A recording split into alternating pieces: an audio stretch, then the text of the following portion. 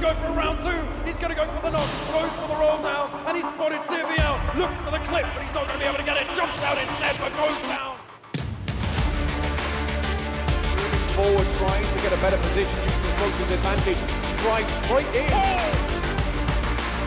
Out instead, but goes down. Now it's just Portal alive. For Soul in a 1-1, but he cannot do it.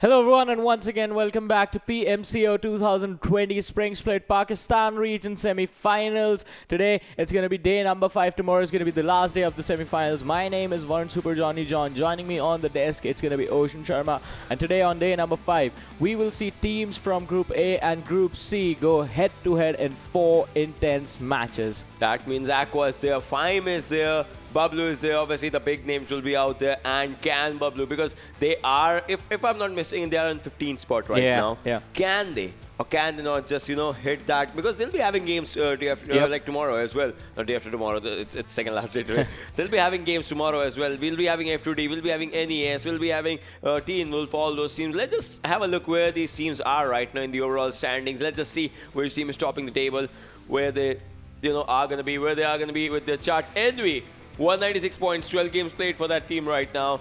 They are going to be out there. DFUZeOfficial is going to be at the 2nd, HFD on the 3rd, NortheSports on the 4th out there for now. Fyme on the 5th, Portal eSports on the 6th, Freestyle on the 7th, Team TF on the 8th position. Moving on for the next set of the teams out there. Arkadians on the 9th, H2E on the 10th, LOU on the 11th, HR on the 12th, 247 Gaming on the 13th, Team RNG on the 14th, Team Bablu on the 15th, and F2D eSports on the 16th. One thing is, for some of these teams, today will be the last day. For some teams, they need to prove themselves. Look at this: FTFxOXY, Team Aqua, DFUZeOfficial, R3D, Rogue Nation. Like some of the teams have played their 12 games. They'll be going for the 16 right now. Nexus Gaming Hub as well.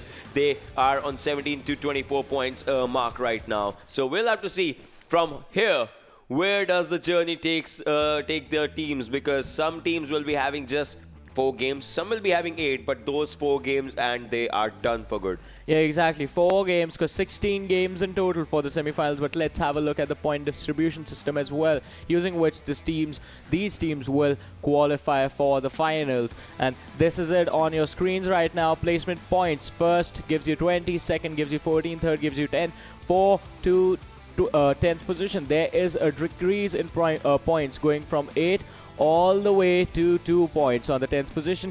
11 to 16 is going to give you 1 point for every single position that you have, and you get 1 point for every single kill. Exactly. So after this, you see, 1 kill, 1 point, all those things are out there. So we'll have to look at the schedule as well, like what matches are going to be played today. Erangel, Sanhok, Vikendi, Erangel. So Vikendi is going to be a different one, because we had Miramar yesterday. Yeah. Now it will be Vikendi, and Vikendi goes for the slower start, slower games that are out there, and after this, it just changes everything with the pace of the game. So that's going to be like one of the things. And we know the maps, we know the points, we know the overall points. Let's have a look at the teams as well, like which teams are going to be playing out there. Aqua, Fyme, Arkadians, HFD, 2X, DFUZeOXY, NortheSports, and F2D eSports. So big names, incredible teams are going to be out there. LOU, Gaming Hub, HR, Rogue Nation, Nexus, R3D, 247 Gaming, and Team Bablu, obviously. The team that is at the second last can end up at the second position, or maybe at the first, because the team always goes for it, and when they go for it, they just take everything. They just give everything to the game, and it just looks really good. Yeah, it looks really good. It looks really amazing. But as we have been saying, Group A, the teams from Group A, they are going to be done with their matches for today. They are going to be hitting the 16 games played mark. So they need to make sure that they can get as many points as they can from the 4 games that they are going to play right now, as we start off with the first game in a few minutes. But what are your expectations? Are we finally going to see Bablu step up to the mark that they have set for themselves during the group stage? What do you think, Ocean?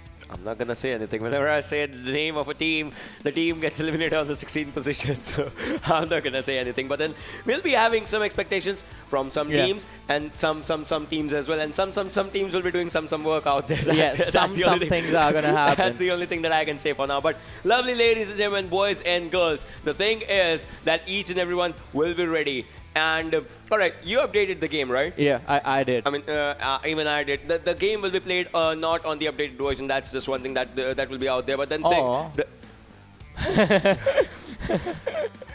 okay, but then some of the things are there. You know, so many new features for the second anniversary that you guys can see. A new gun has been introduced. Yeah, the shotgun. So this guy told us about the shotgun, like when we were doing the South Asia. Yeah, DBS. It's out there now, and it's an incredible gun. Like you can use it it's an airdrop gun, and that's an important thing. But then for now, in these airdrops, you'll be getting AWM, AUG, all those guns, not the DBS, obviously. And okay, so you've been happy. This guy has been happy since the morning, ever since he heard that the update was out. Do you want to tell us why? Yeah, because why? Hardcore mode is back. All right. I thought you were thinking about something else, but then let's just get into the game and we'll be talking about the update. Actually, I was pretty busy about the game and pressurize myself about that. But then from George Pole to Milta Power, ladies and gentlemen, Pochinki School, Rozhok, Yasnaya, Shelter, Milta Farm, and Gatka area. Obviously, George Pole is going to be out there in the vicinity of the playing path. You want to go to Zaki? That's all yours. Sevani, it can be all yours. Lipovka as well. Nova Repnoy, yeah, you can glide to that area. But military base, it just can be a bit out of the bounds, if anything. Yeah, it can seem a bit out of the bounds, and it can feel out of reality, out of in a totally different universe as well. But we have seen teams go to the Ferry Pier location as well, and look at this. The team that we always talk about, Team Bablu, this has to be their trajectory. They will get the first drop on towards the northern part of the city. But once again, Ocean, Tyrant is not landing with his team. Like, what is happening to these guys? Why do they go for the splits again and again? But I think, Bablu, if they are careful enough, if they are smart enough with their play style, with how they approach the game these times around, they can just go passive. They can just camp their way into the finals.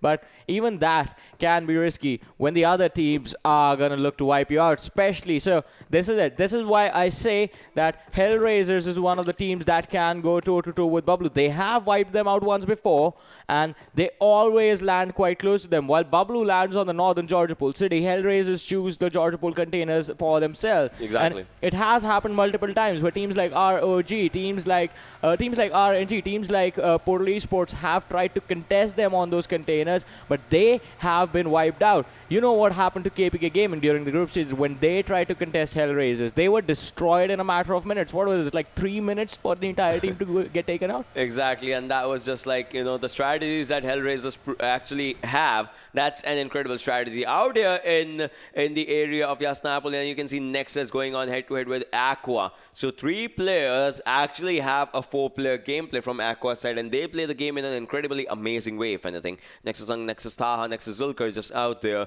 and Aqua's players as well, just sitting out in their areas, in their compounds, if anything. Nexus's players just trying to move away from one area to the other area, trying to see and spot if they can get a hold of good area and a good loot as well. As you can see, the players, they'll be having AKM right now, they have pistols right now, sidearms as well. But then the major thing is they don't have helmet and vest. As you can see, Zulka is just moving in from one direction to the other direction. Will be picking up some first aids and all those things. Has spotted some of the players out there. Can be a good thing, can be a bad thing, just depends if he can, you know, just make it to safety, a safer area. Spotted a level 1 vest as well for himself, but did not just take it for himself. Milta, the area that Fyme just keeps it for themselves in their bank. And let's see from here where Fyme is going to go out there. And the Water City area, the close to Water City, not the Water City, sorry, close to the shore area where 247 is right now. We'll have to... Yeah, we will have to. That was a slight hiccup from my side. Nope, not the slightest. That was a big hiccup. But 247 just moving in from one direction to the other, and they are fairly close to the circle right now. And all right, guys, just wish Warren get well soon out there in the comment section if you are, because see, But this guy is a really hard-working guy, and he's working hard like on camera and off camera as well, just to give you the best of the content out here. Next is on the screens, ladies and gentlemen, once again you can see Aqua out there. Aqua goes down as Hunk was actually, he catches the guy in mid-air. That was impressive out there. Impressive shots by the guy. And look at this, they are moving in forward as 2 players from Aqua have been taken down. One final player remaining. Will Hunk make it out for his team right now? Because I think they can easily go for it, because the revives are coming, and revives means that you can just charge in with your teammates in your hands. Aqua has been taken down. The players are moving in the open, and the AKM just going in. TBB taken up by the players out there. Pre-fire is coming in. Aqua Hamza takes down one. The other one's going in. Aqua Hamza has been caught off guard. But can Aqua Hamza go for it? No, Aqua becomes the first team to get eliminated in the earliest of the stages. Yeah, Aqua, their performance has not been that great so far. The days that they have been playing, they have been taking early exit. I think it was just one game wherein they made it past the 20-minute mark. Other than that, they have not been able to win these fights. And I think one of the reasons for that has to be that it is just 3 people in the squad. It is just 3 people who go in every time in the lobby, in the game, jump out of the plane, and try and see if they can put up a decent performance for themselves. But as we know, it's always hard if you are outnumbered. But this time it was just 2 players from the side of Nexus who were required to make sure that Aqua are not going to be in this game any longer. But another thing that we have gotten used to seeing, it is going to be Arkadians in Pochinki City all alone. In the area, yeah, exactly. They'll be just out there, just sitting out there, and we'll have to see what happens out in the fights and all the scenarios. In the school area, NES is going to be out just looting and all this. They're just going to be looking for the best of the loot they can find out in this area. Let's see. Let's hope if they just find out something out in this one. And after this, the rotations and all those things that are going to be commencing anytime sooner right now. VFXOXY in the Stalber area. So Stalber's area is good for the initial loots, but then the rotations actually, if you get caught off guard in the rotations, it becomes a bit difficult or something for the players to just move in, charge around, rush around into the other directions and all those things. Gaming Hub. All right, so this is an incredible team, but then can they? Because they have had their chicken dinner runs as well, but Gaming Hub, they are doing sort of mediocre performance sometimes, right, from here and there. And 247 is also out here on the screen, ladies and gentlemen. Umi from 247. So 247, we'll have to see if 247 can have an impressive gameplay from their side as well, because everyone, will be having their eyes on their favorite teams. For some, it's going to be VFXOXY, for some it's going to be a 247, for some it's going to be a Bablu, obviously. So let's just see which team actually comes up on top. Yeah, we'll definitely have to see which team is it going to be, who will be taking the crown today, will be getting the most chicken dinners, and can someone actually go ahead and contest Envy? I think that also has to be a question, because Envy's performance in these semifinals has been mind-blowing so far. They've had an amazing run, and even in the group stages, okay, let's talk about this. Even in the group stages, Envy did have a decent performance. But this time, it looks like a totally different team, because every time you see Envy fight it out with, be it any squad, be it Bablu, be it Portal eSport, be it LOU, the team that's on our screens right now, they are not the same team that would just try and delay the fight for as long as they can and try and wait for the other team to make mistake. This time, they are proactive. They go in first and ask questions later. They try and find an engagement. They don't just stand around anymore, and that is something I like. And another thing that I like is Syke said in a post on Instagram he was gonna go for the first position in the kill lead war, and the man has done what he said. So I mean, it's like if he it's a really good thing. Like, he is staying on what he says, and he's going for the good fights. HFD. So HFD also had a good chicken dinner run yesterday. Like, they had one game in which they got a chicken. So we'll have to see what HFD does today and how are their games gonna be changing the pace and all those things. HR Flama, HR Strenda, HR's players also moving in forward right now from the Pochinki area. Back end of Pochinki area, and just trying to rotate around all the areas. LOU eSports, they are trying to spot the players. They spotted Fyme Predator on the screens right now. Predator is just moving in from one direction to the other. Abood has that M4. He is looking really good for the fights in all scenarios, and I think Predator was out there, and yes, the shots are being taken on that guy, but he will be making it out to the safer area, to the safer location, if anything. And after this, let's see what's gonna happen, because from on the other side also, Fyme Predator, he can be caught off guard as he is going solo with a bike only. And the first airdrop on the back end of Yasna Poliana, it's going to be having an M249. So let's just see which player actually gets their hands full with this beast of a gun. Yeah, we have to see which player is going to get his hands on this gun, and is it going to be put to use as well? That has to be the question as well. Because earlier when you and I were casting a different region, Wildcard, we did see the M249 in action, but it wasn't able to pull anything. It wasn't able to pull off the kind of plays that you expect. We have almost seen a 1 versus 4 in the group stages as well with the gun. Because like the rate of fire is incredible. You have 100 bullets, so you can basically just press the fire button and try and land the spray. Exactly. Like it's like we've seen 1v3s, 1v4s, and all those scenarios just happening with that M249 and all those scenarios, all those things that just keep on happening out there. And look at this LOU just moving in from one area to the other area. Fyme to Fyme Predator just still out there in this house, and we'll have to see. Like Predator was on the bike previously, now he's on the other area. 2x going for the fight. Major Whitey takes down 2 players, 3 players in just one spray, as you can see. And 2x Trials goes in for the fight now, but now the thing is going to be that will HR survive this one? Because HR Hellraisers, they have had a good run previously, but now the players are being lost. So it's going to be just 1 player left from Hellraiser's side, while on the other hand 2x, they took an incredible fight right now. They just wiped out 3 players, and 2 of them just went out in just 1 single spray. That was more than impressive. And HFD is moving in right in front of the hands of Arkadians. As you can see, Arkadians is also right in front of that area. Cronus can actually just spot out the players of Arkadians, but I don't think so that the fights are going to happen, if anything, because they will be having a risk for themselves. Cronus has spotted some of the players. He's going for the sprays, but so far no damage was done. On the other side, on the left hand side, I could see some of the players of Arkadians was taking damage. And yes, Ash has been taken out there, and Major Whitey with just 1 more shot can just confirm the kill. And Leon also goes down. TeamvfxOXY also goes down out there, and Arkadians becomes the first team to this becomes the second team to get eliminated out in this one. Yeah, the second team, Arkadians, something that you did not expect, because Arkadians also a good performing team, but look at this, HFD with that fight have sort of given away the information as to where they are, their location, over to the side of TeamvfxOXY and Major. He has a DMR in his hand and can spot out the players, but does he have a scope on him? Because at that distance, I think a 3x or a 4x is going to be required. 2x is not going to do much for you, so at least a 3-time scope is going to be required by the lad to actually make something happen and land one of at least I don't know, one in every 5 shots that he fires.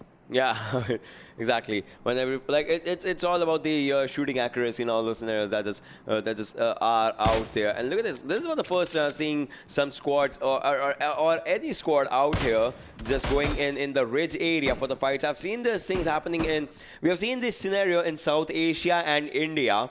Like players take advantage of this ridge and all those areas where they can find the open areas, fights and all those things. And HRD doing this, it's a really commendable thing by this team, to be honest. And the second airdrop, ladies and gentlemen, has an MK14. It is going to be coming to the ground area out here alongside the farm area. So let's see which team actually gets a hold of this gun, because this gun with extended mag, it can do a lot of damage in the final circles, and can use as a DMR as well. So we'll see what teams actually go with their strategies out in this one. But for now, 2x is one of the teams that is looking really, really, really good. But now, just as I said, HFD but subs K9 says, wait for me. And he just pops 1 player from 2x's side and knocks him down. Yeah, the knock is going to come in, but can the finish also happen? I think that is going to be the question. But on the other side, look at this. This could be an interesting situation, because a couple of seconds earlier, we did see HFD. They were spotted out by the players from the side of 2xOFficial, and now Bablu is closing in on the distance as well. If they get sandwiched out in the open, there is just this small ditch in there, in the ground. That's all the cover that they have. If they get sandwiched, I think they are going to be dead. And look at this. Buttsab, as he tries to go for the K9 shot, he gets shot instead.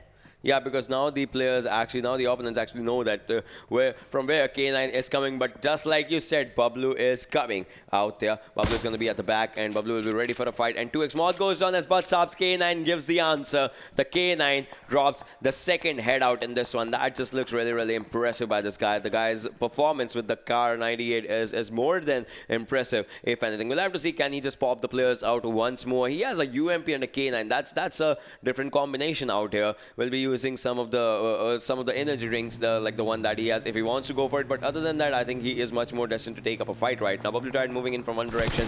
HFD unable to then spot the players. But 2x, they are going in for the fights once again. 2x is ready for the fights. 2x is taking all the fights. But as of now, the players will try and move to a safer location. But I think HFD, the good days will be over as Pablo is moving and charging in for the fights. The car chase coming into the equation right now as Pablo is looking more than ready to take anything on their hands right now. Yeah, they are looking ready, and after their recent performances, I think they have to be careful. They do not need to be aggressive in this one, because right now, as we talked about this yesterday as well, but we'll talk about that later, as 247 Punjabi is going to be in trouble as R3D actually get the collapse, get the surprise attack on them. And look at this, HFD, they parked all 3 cars inside the house, and R3D Anubis with 1 nade is going to drop down the players of 247 Gaming. That's just going to be so unfortunate for the team. They are going to be in so much trouble now. But next is they go up against the side of NortheSports. I want to see where are the other remaining players from the side of 247 Gaming. They are present in the farm location. If we have the minimap on our screens, you will be able to see as well. 2 players, they were split in a 2-2 formation. The players from the side of 247. So 2 went up against R3D and 2 are heading towards the area of Bablu. So this is going to be quite unfortunate for the side. Exactly. There's going to be like something out here, and the scenarios are going to be just sitting. Like the players can just sit out there, just wait for a while, and all those things are going to be happening out in this one. 2x mod goes down.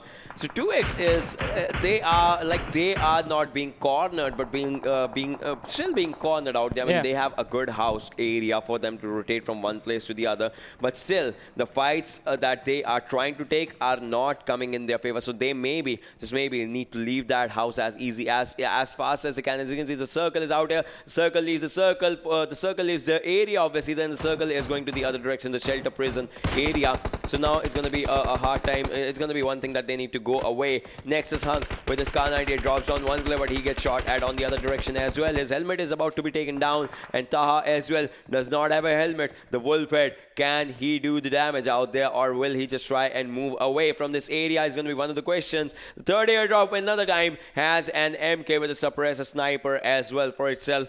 MK14 in 2 airdrops and AUG in 1, M249 in 1. We'll have to see what happens out in the fights, if the fights just keep on going. Painkillers are being taken by Taha out here, boosting his booster health to 100%. They'll be going for a longer rotation by the edge of the blue zone, just so that they can get a safer area inside the white circle for the next fights to happen. Fyme Predator is just sitting out here, as you can see, just looking to take up a good fight for themselves. Bablu, on the other hand, Tyrant is on the screen, ladies and gentlemen. He is also just trying to move in from one area to the other areas, Janian, because you will be waiting for him to make a safer rotation inside the circle. Yeah, the safer rotation is going to be required, but Fyme, as they engage in on the players from the side of HFD, and Moto is just standing, coming in front of Predator again and again, and I don't know why I find that hilarious for some reason. But look at this, the player from the side of Hellraiser, Somi, is just going to be right behind the sort of entrance to the tunnel that HFD are using for cover right now. So Somi needs to be really careful, but Bablu, they spotted the players from the side of Fyme, and the window shots coming in from Ghost. Mini 14, can they dish out the damage enough to knock down anyone? In the distance, you do see a car pass by, but ROG, the Doc, is going to go in on the players from the side of NortheSports, and the knocks are going to come in, the finishes are going to come in as well, as the players did charge in blind, and that was quite an unfortunate situation. But on the other side, Ghost with the Scar L, the second weapon, has a Mini 14, has a Scar L. You while using the Mini 14 to fire on Fyme, turns around, uses the Scar L on the other players of R3D that were coming in from behind, and it's Ghost and Pikachu. They are holding their ground. They are fighting this entire team. The knocks came in, the finishes are going to be confirmed as well, and Bablu once again hiding in that watchtower is wreaking havoc in all 4 directions.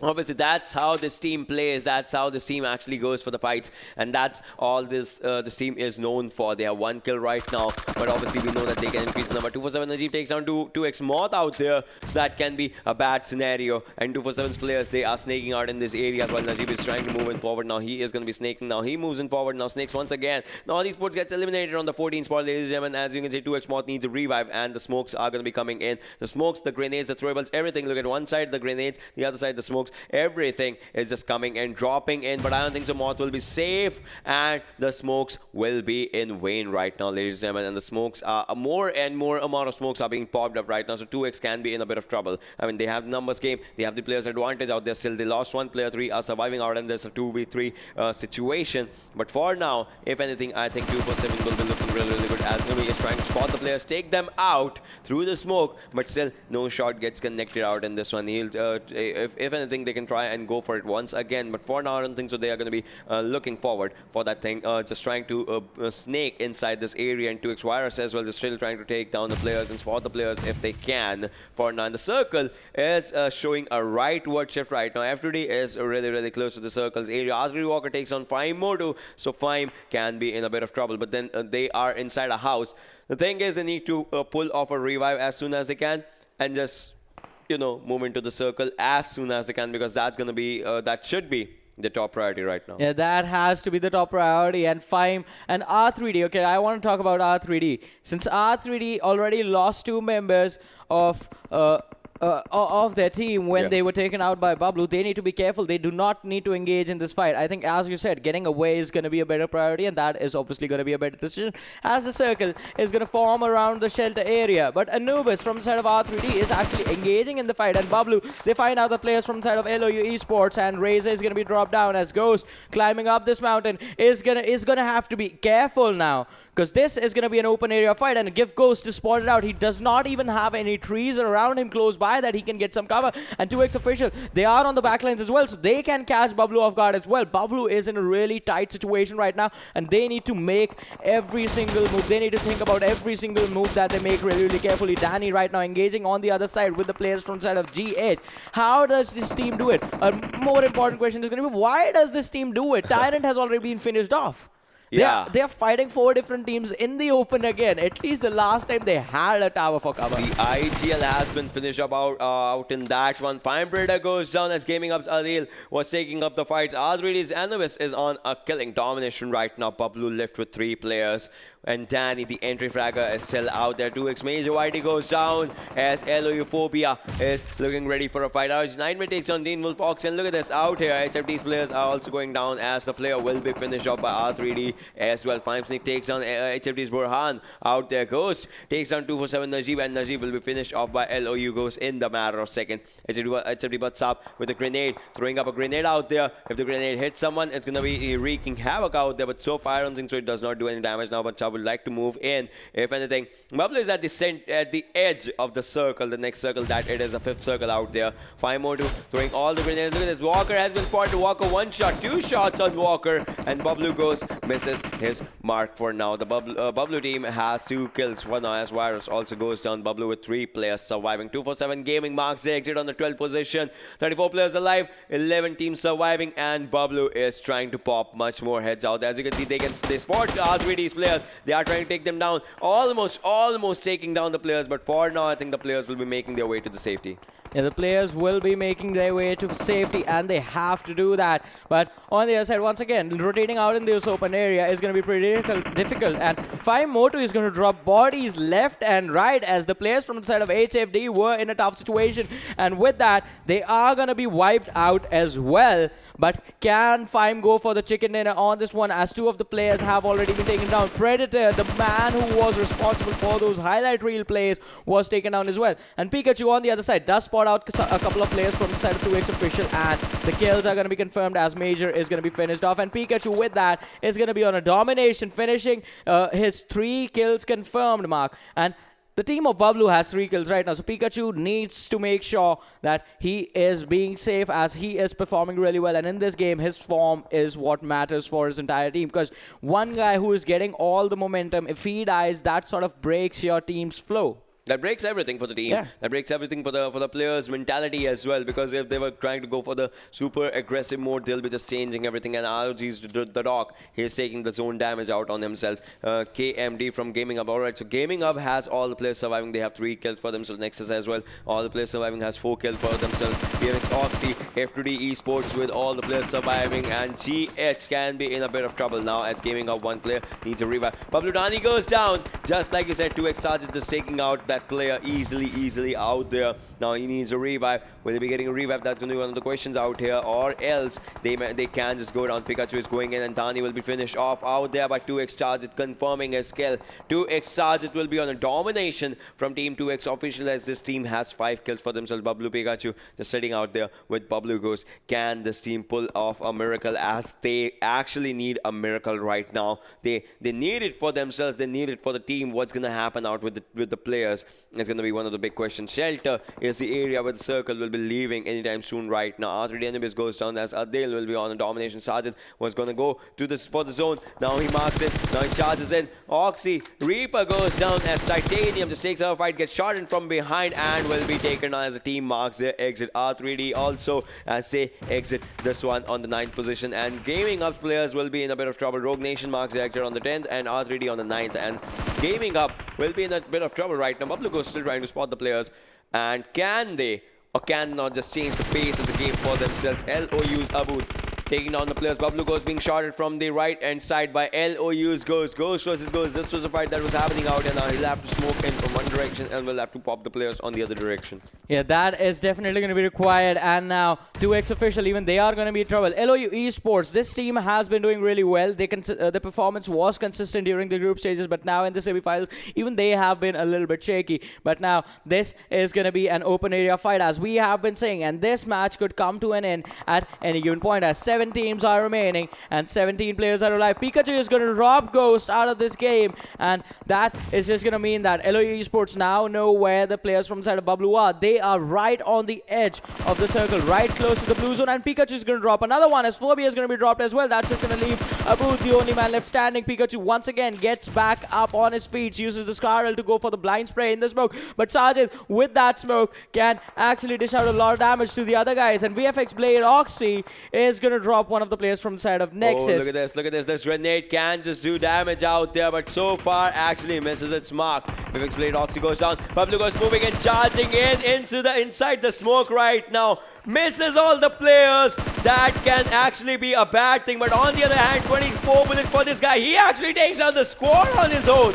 That was amazing, as Bablu goes for it and LOU eSport gets eliminated out in this one. That was more than impressive by this guy. Yeah, a lot amazing performance, but FTD Talal can actually drop down the player. Pikachu just charged in from the vehicle, got out and still managed to come out of that, but Umair is right behind. He's going to get the finish on Pikachu, and that's just going to mean Bablu is going to be left with one player in there. In the meanwhile, 2xOfficial, they are going to take an exit, and we are down to the top 4 teams in this game. FTD eSports is going to be there. Bablu is going to be there as well, and Nexus is going to be there as well, but the players are not doing so great, as Zulkar is going to be the only man left standing. Wolf and Taha, they have been taken down, and this is going to be a tough situation. DFUZeOXY, I think, is in the perfect position to get the chicken dinner for themselves, but Mafia from the side of FTD eSports is going to get a drop, and Mafia and Umair, they are split up. Ghost hiding in the smoke right on the edge of the blue zone is going to have to close in as the circle comes in right now, and Mafia is going to be taking a damage. He's going to get knocked down.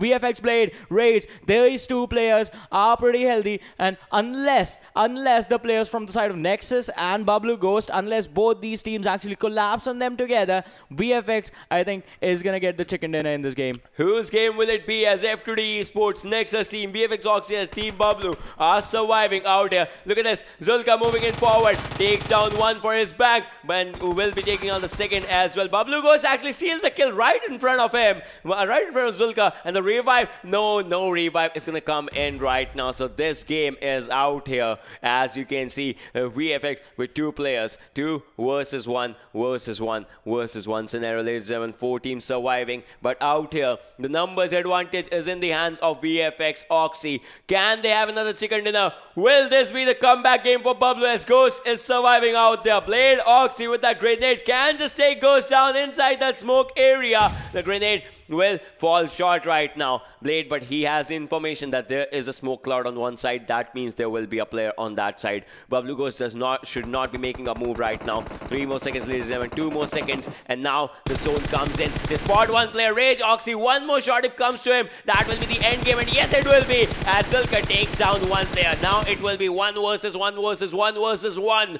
Each and every player solo. A squad game just turned into solo. After the Umair on low HP takes down, has been taken as Bablu Ghost will be out there. And this is a 1 versus 1, ladies and gentlemen. Bablu Ghost out there with Nexus. Bablu and Nexus. Which team is gonna win out this one? As Ghost is on the domination. You guys know it. If it's Bablu, it should be Bablu. Or otherwise, Nexus can just steal the kill from, steal the chicken dinner from this team right now. What's gonna happen as each and every team, each and every player going for the throwable game out there? The nades being thrown actually gave away the information as to where Zulkar exactly is, and he still does not know that Ghost has moved. He still thinks that Ghost is inside the smoke. Bablu Ghost, he's gonna heal up and he's gonna come back in. I think he is gonna get this chicken dinner for himself if Zulkar keeps looking in the direction of the smoke. The players are gonna get the boost going, and Ghost is barely inside the zone. The damage was not given, and now he's slowly and steadily crawling his way towards it. Zulkar still staring towards the smoke. This is gonna be what is gonna happen. Zulkar, you need to look around.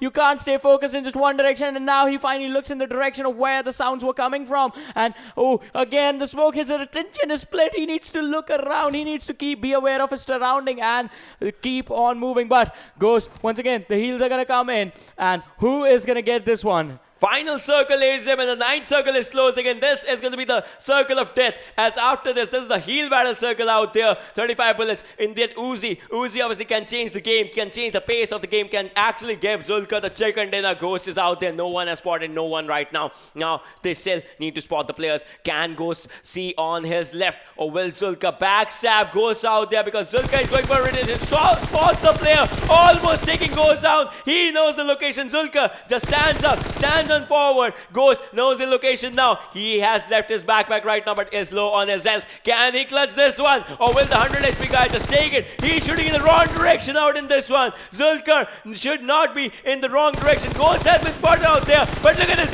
Zulkar almost takes the damage, and Bablu actually wins this one. Bablu takes the chicken dinner. Oh my god. That was just a misplay. That was just a misplay from the side of Zulkar. Why did he get up? Like, why did you get up over there? This could have been your game. Ghost was so low. I think he's going to be happy about the fact that he got the chicken in, and the man just clutched it out in a beautiful manner for his team. Wow. Patience. That's why you say patience actually pays off. He was literally the Ghost. Like, Zulkar stands up, and he cannot see him. But the work was done by Pikachu, the guy out there. 6 kills, 875 damage, 24 minutes of survival time, and 10 kilometers of distance covered by this guy. I mean, this was more than just an impressive fight. This was the best fight. So, yes, everyone who's watching right now, hashtag Bablu is back, baby. So they need to write baby as well? Yeah. All right. Hashtag Bablu is back, baby. You can just write it out there. And but the performance from a lot of other teams was really, really amazing as well. We saw the way Nexus played. Fyme was having an amazing day so far. Like, their standing wasn't good, but at least the fights were going out in their favor. The way where teams lagged was in the fact that no one expected, after the kind of last few days that Bablu has had, no one expected like them to come charging in towards every single direction, and this is the classic Bablu playstyle that you see. So top 5 players, Pikachu 6 kills. The team in total had 10 kills, okay?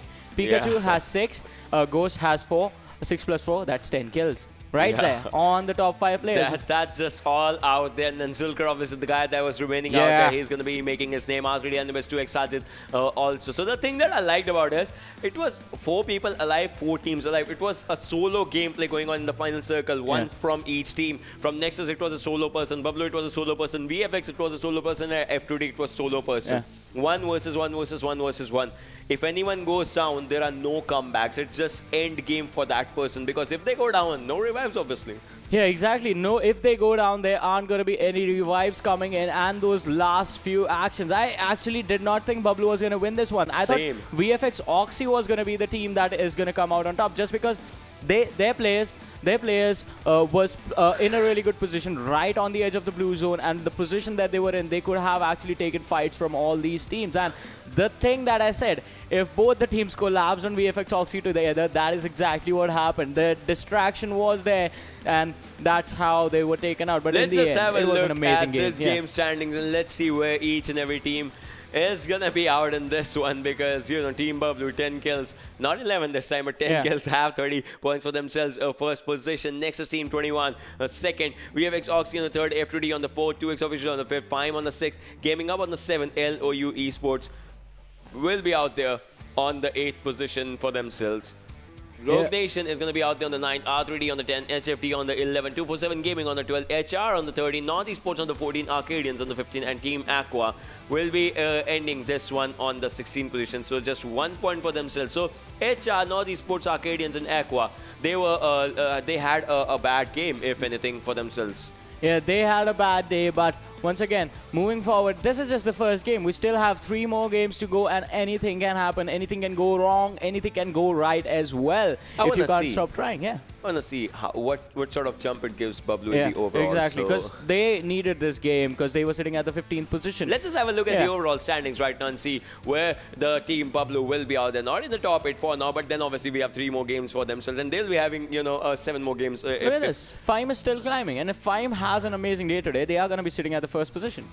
Yeah, that can be one of the things. I mean, they'll be needing chicken dinners obviously for that thing with good amount of kills. But then Team Envy obviously going to be sitting out there. DFUZeOXY out there. Fyme, they have just 3 more games, and if they end on the first position, that's going to be just more than impressive. HFD on the 4th, NortheSports on the 5th, Portal on the 6th, Freestyle on the 7th, and Team TUF will be out there on the 8th position. Arkadians is out there, and from 15th to 10th, that is where Team Bablu is gonna be. 1 more good game and they'll be in the top 8 if you just go by the numbers. So let's see where Team Bablu actually goes after this one. LOU on the 10th, on the 11th, H2E on the 12th, next is on the 13th, F2D on the 14th, 247 on the 15th, and HR is gonna be out there on the 16th position. But out here, Team Aqua is and DFUZeOFficial. These are the 2 teams. Yeah. If they don't perform good, they just have 3 more games. Yeah. That's all. Yeah, just 3 more games, and that is going to be it. It's going to mean that their journey is just going to be to the semifinals. They are not going to be moving on towards the finals. So that is going to be quite upsetting for those guys.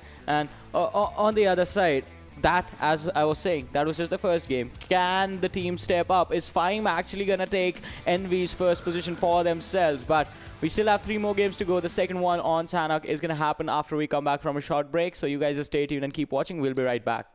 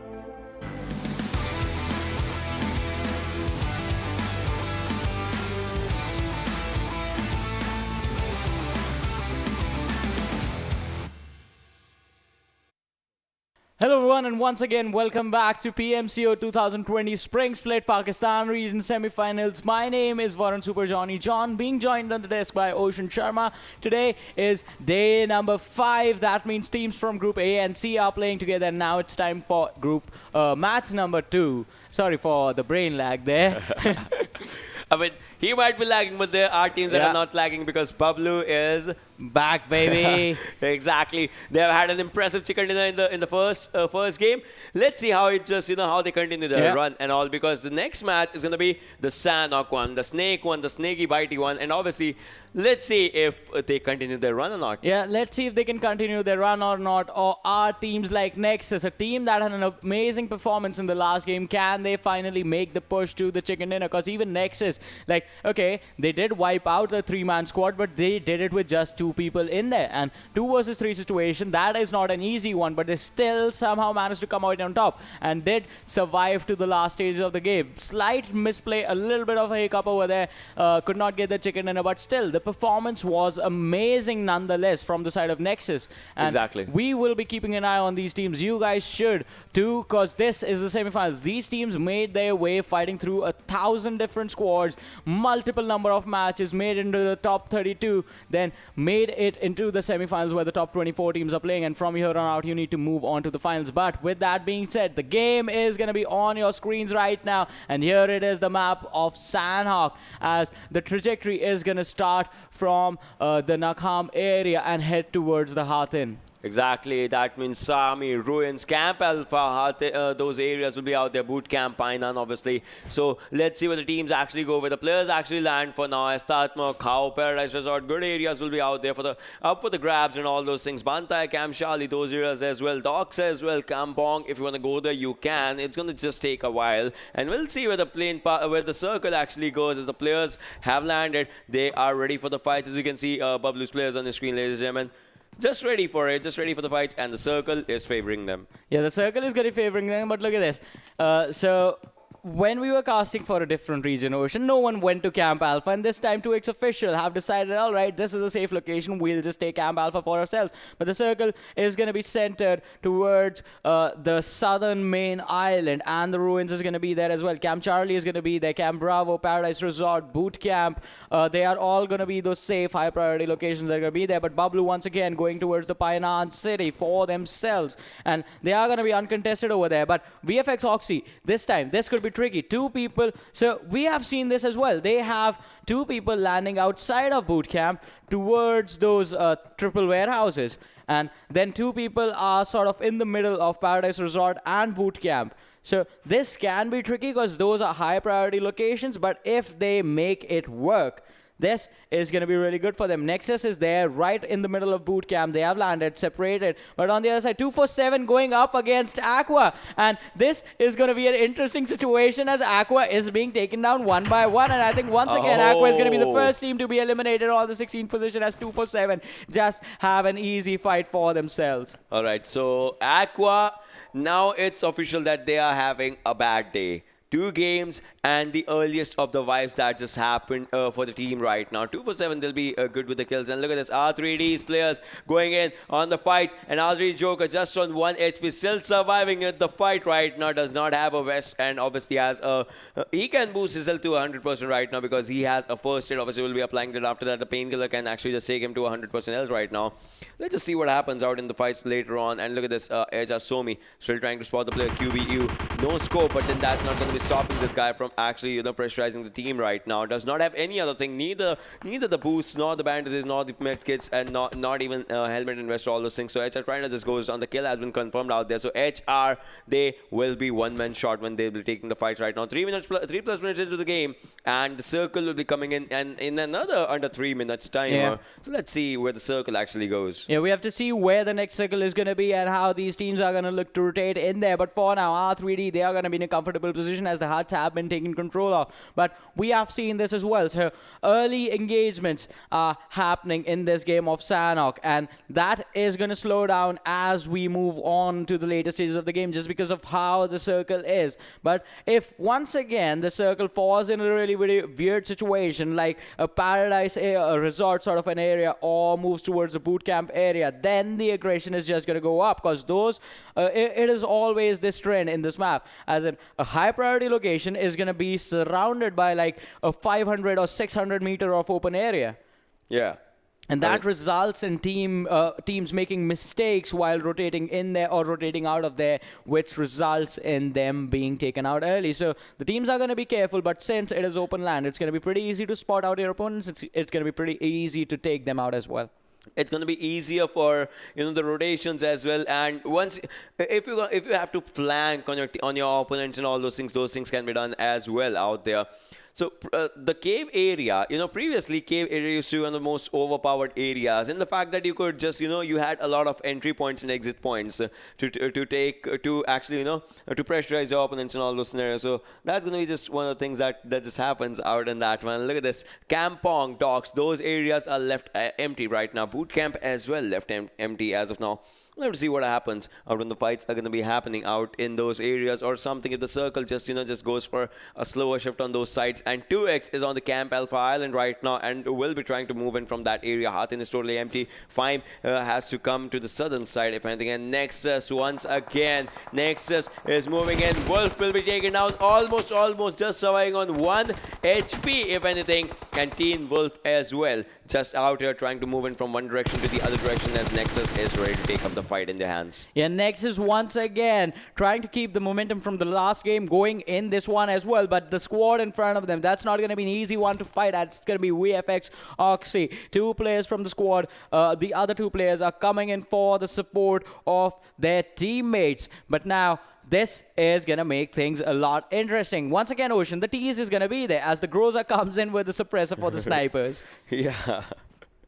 I mean, the thing is, it's all about the fact that, you can't get the full things out of one thing. Sometimes it happens, like that's once in a blue moon. But look at this, HFT taking a fight against HR. The previous game's rivalry is coming to this game as well right now. Flama and Adnana in one area, Somi on the other, and the HR has already lost one of the players. So this is going to be a 3 versus 4 fight. Cronus wants to move in, wants to charge in, will be staying back quite a while. And HR Flama goes down, H by HFT what's out. This actually gives them information. They are moving in. Adnan is sitting out there, spots one, but he also goes down. Somi will be the lone survivor from HR right now, and he has got the information and the fact that he will be rushing back away from this fight right now. Might just stay here for a while, but will that be enough? That's going to be one of the things. And Nexus Wolf taking Teen Wolf in his eyes right now, on his eyesight, on his crosshair, if anything, just trying to take all the fights. So Sanhok as well, like, so many fights happening in the areas of Sanhok in the early stages. Like, no one expected that, but still, these are happening for a reason, and that is that you need to stay in the top 16 right now. Yeah, these are going to be the reasons that you need to stay in the top 16, and you need to make sure that every single game you make has an impact on your performances, your standings. But Gaming Hub Adil, with that M16 in his hand, is going to make sure that LOU eSports are not going to be complete in this game going on forward. He's going to drop down the players, but Nexus still at a standstill, still at a Mexican standoff with the squad of TeamvfxOXY, but they are going to be engaged upon from the other side as well. And as Fyme, they charge in on the players of Arkadians. Arkadians are going to drop one of the players from the side of Fyme, but Arkadians are going to be in trouble as well, as TeamvfxOXY took down one of their guys. So this is what I was talking about. Out in the open, you can be engaged upon from every single direction as well, and you need to be careful about the fact as to where you position, how you are taking fights, and how many squads are you fighting. Arkadians, the best decision for them right now is just going to be to get away, because this is going to be a situation that I don't think anyone can deal with. Exactly. Like the situation out here, obviously, it's going to be a difficult one, if anything. And look at that. The Fyme squad is in danger as Gaming Hub.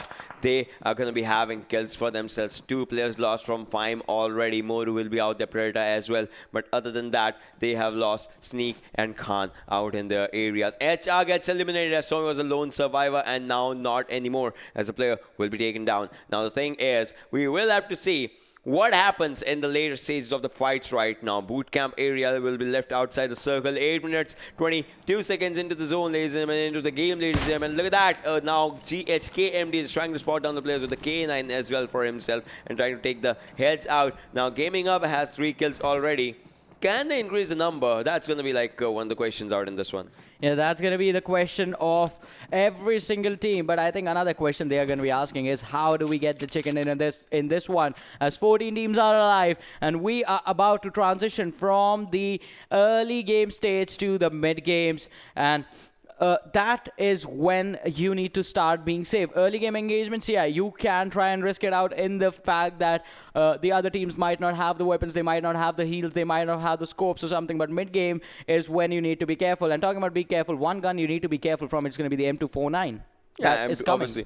Yeah. The gun that we call it the demon gun now. We don't call it the M249 because, you know, the amount of damage that the gun actually creates, it's a lot, if anything. R3D, on the other hand, as you can see, is really close to LOU. And LOU, we can all just see 3 players out from LOU's side. So is it just 3 players out here, or will the other players just try and go for the fight? Something we'll have to see what happens, as R3D will be ready to take every engagement on themselves. Fyme, on the other hand, once again back to 2-player strategy. Obviously, because they lost their 2 players just now by the hands of Gaming Hub. So the thing about these fights is that they are still in the open. They have a house right in front of them, but then they are not choosing to go in those houses. I mean, houses can be a good thing. Now Predator is going for the house area, and obviously that will be a much better thing, because what happens is, like, you can just stay there, you can just throw grenades and smokes on those areas, and you can stay safe from any sort of engagement that might just kill you. So other than that, it's all a normal scenario. Coming back to the circle, if you see, let's just come back to the circle later on. Bublu Ghost has been taken down out here. As you can see, Bublu Pikachu will be giving up a revive right now. So coming back to the zone is centralized on the query side. But then, you know, the zones always go for the hard shifts on the left and right direction. Let's see if that happens anytime sooner. Yeah, we have to see if that is going to happen anytime soon. And what is going to be the next move of the team as the circle is going to move in towards... towards that I don't know what that area is, but then the circle will be moving to the other direction, to the Make fun of the lad all right now. Still, all right, coming back to the fight, as you can see from Nexus Hunk's side, as Hunk is trying to spot the players out in that area. Bublu Pikachu and Bublu Dani still just sitting out in their areas alongside Bublu Ghost, who is on low HP right now, is trying to heal himself, and after that they might just take fight. And I want to see, all right, Zulka, as you can see, Zulka is still trying to see and spot Bublu's players. Maybe, just maybe, a revenge from the previous game. You never know. We do not know if they are going to have a good performance, or how they're going to progress, or how they're going to proceed in this game. But on the other side, look at this. LOE eSports, they have been surrounded from all different directions. They need to be careful as to where their next move is going to be. Nexus, they have spotted the players from the side of Bublu out, but are they going to go in for this engagement? And I was talking, Gaming Hub, KMD has the Car 98 in his hand and can spot out the players that were in front of him. The squad needs to be careful, as the sniper is going to dish out a lot of damage. I do not want to get knocked out with one good headshot coming in. Exactly, like that will be the thing out in this one. Like, see, now the thing is, all right, let's talk about the areas in the circle. Query is going to be one of those areas that we have seen some final fights happening in the query areas. It all just comes out to if you're on the lower direction or you're in the upper direction of query. Because if you're on the lower side, you'll be getting shot at from all the directions and you don't have any potential cover. If you're on the upper direction, you can stay there. But the fact is the rotations become difficult, because to rotate around all the areas of query, you'll have to go to the lower direction. The depression, the shallowness of the query, that's where you have to go into that area. But for now, like, the circle is bigger. It's just the second circle. The circle is bigger, so you have a lot of areas, a lot of different directions to rotate on. You can see in this drone shot, you see Gaming Hub, you see R3D, you see LOU. There were some other teams out there as well, and HFD are fairly close. If not, there's one more team that's fairly close to the airdrop number 3 that's going to be having AUG and Suppressor AR.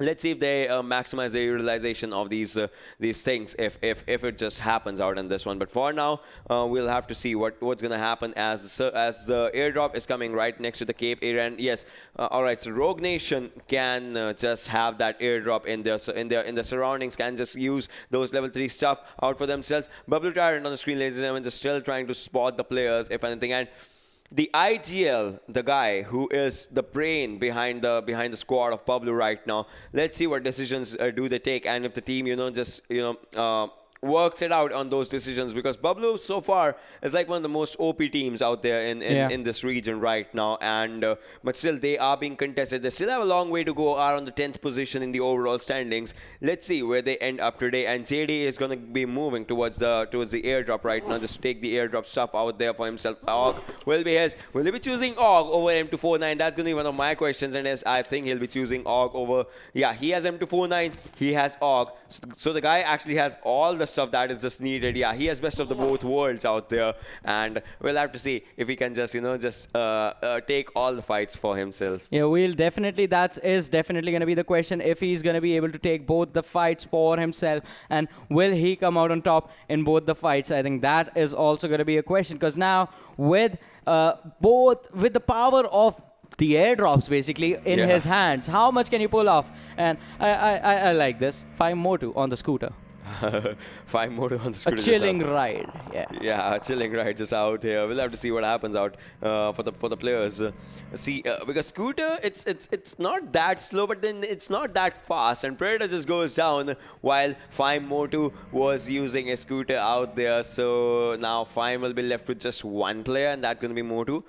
So we don't want this thing to happen out on this one, right? We just don't want the scenario that Fyme should be one of those teams that that just gets eliminated in the earlier stages, as Fyme just have one player surviving, one lone person just out here. Let's see if the fights be in their favor or not, if anything. And R3D right next to LOU, still just sitting out there. Let's just see what happens out when the fights are going to be happening for now, because this is that scenario of the calm before the storm thing.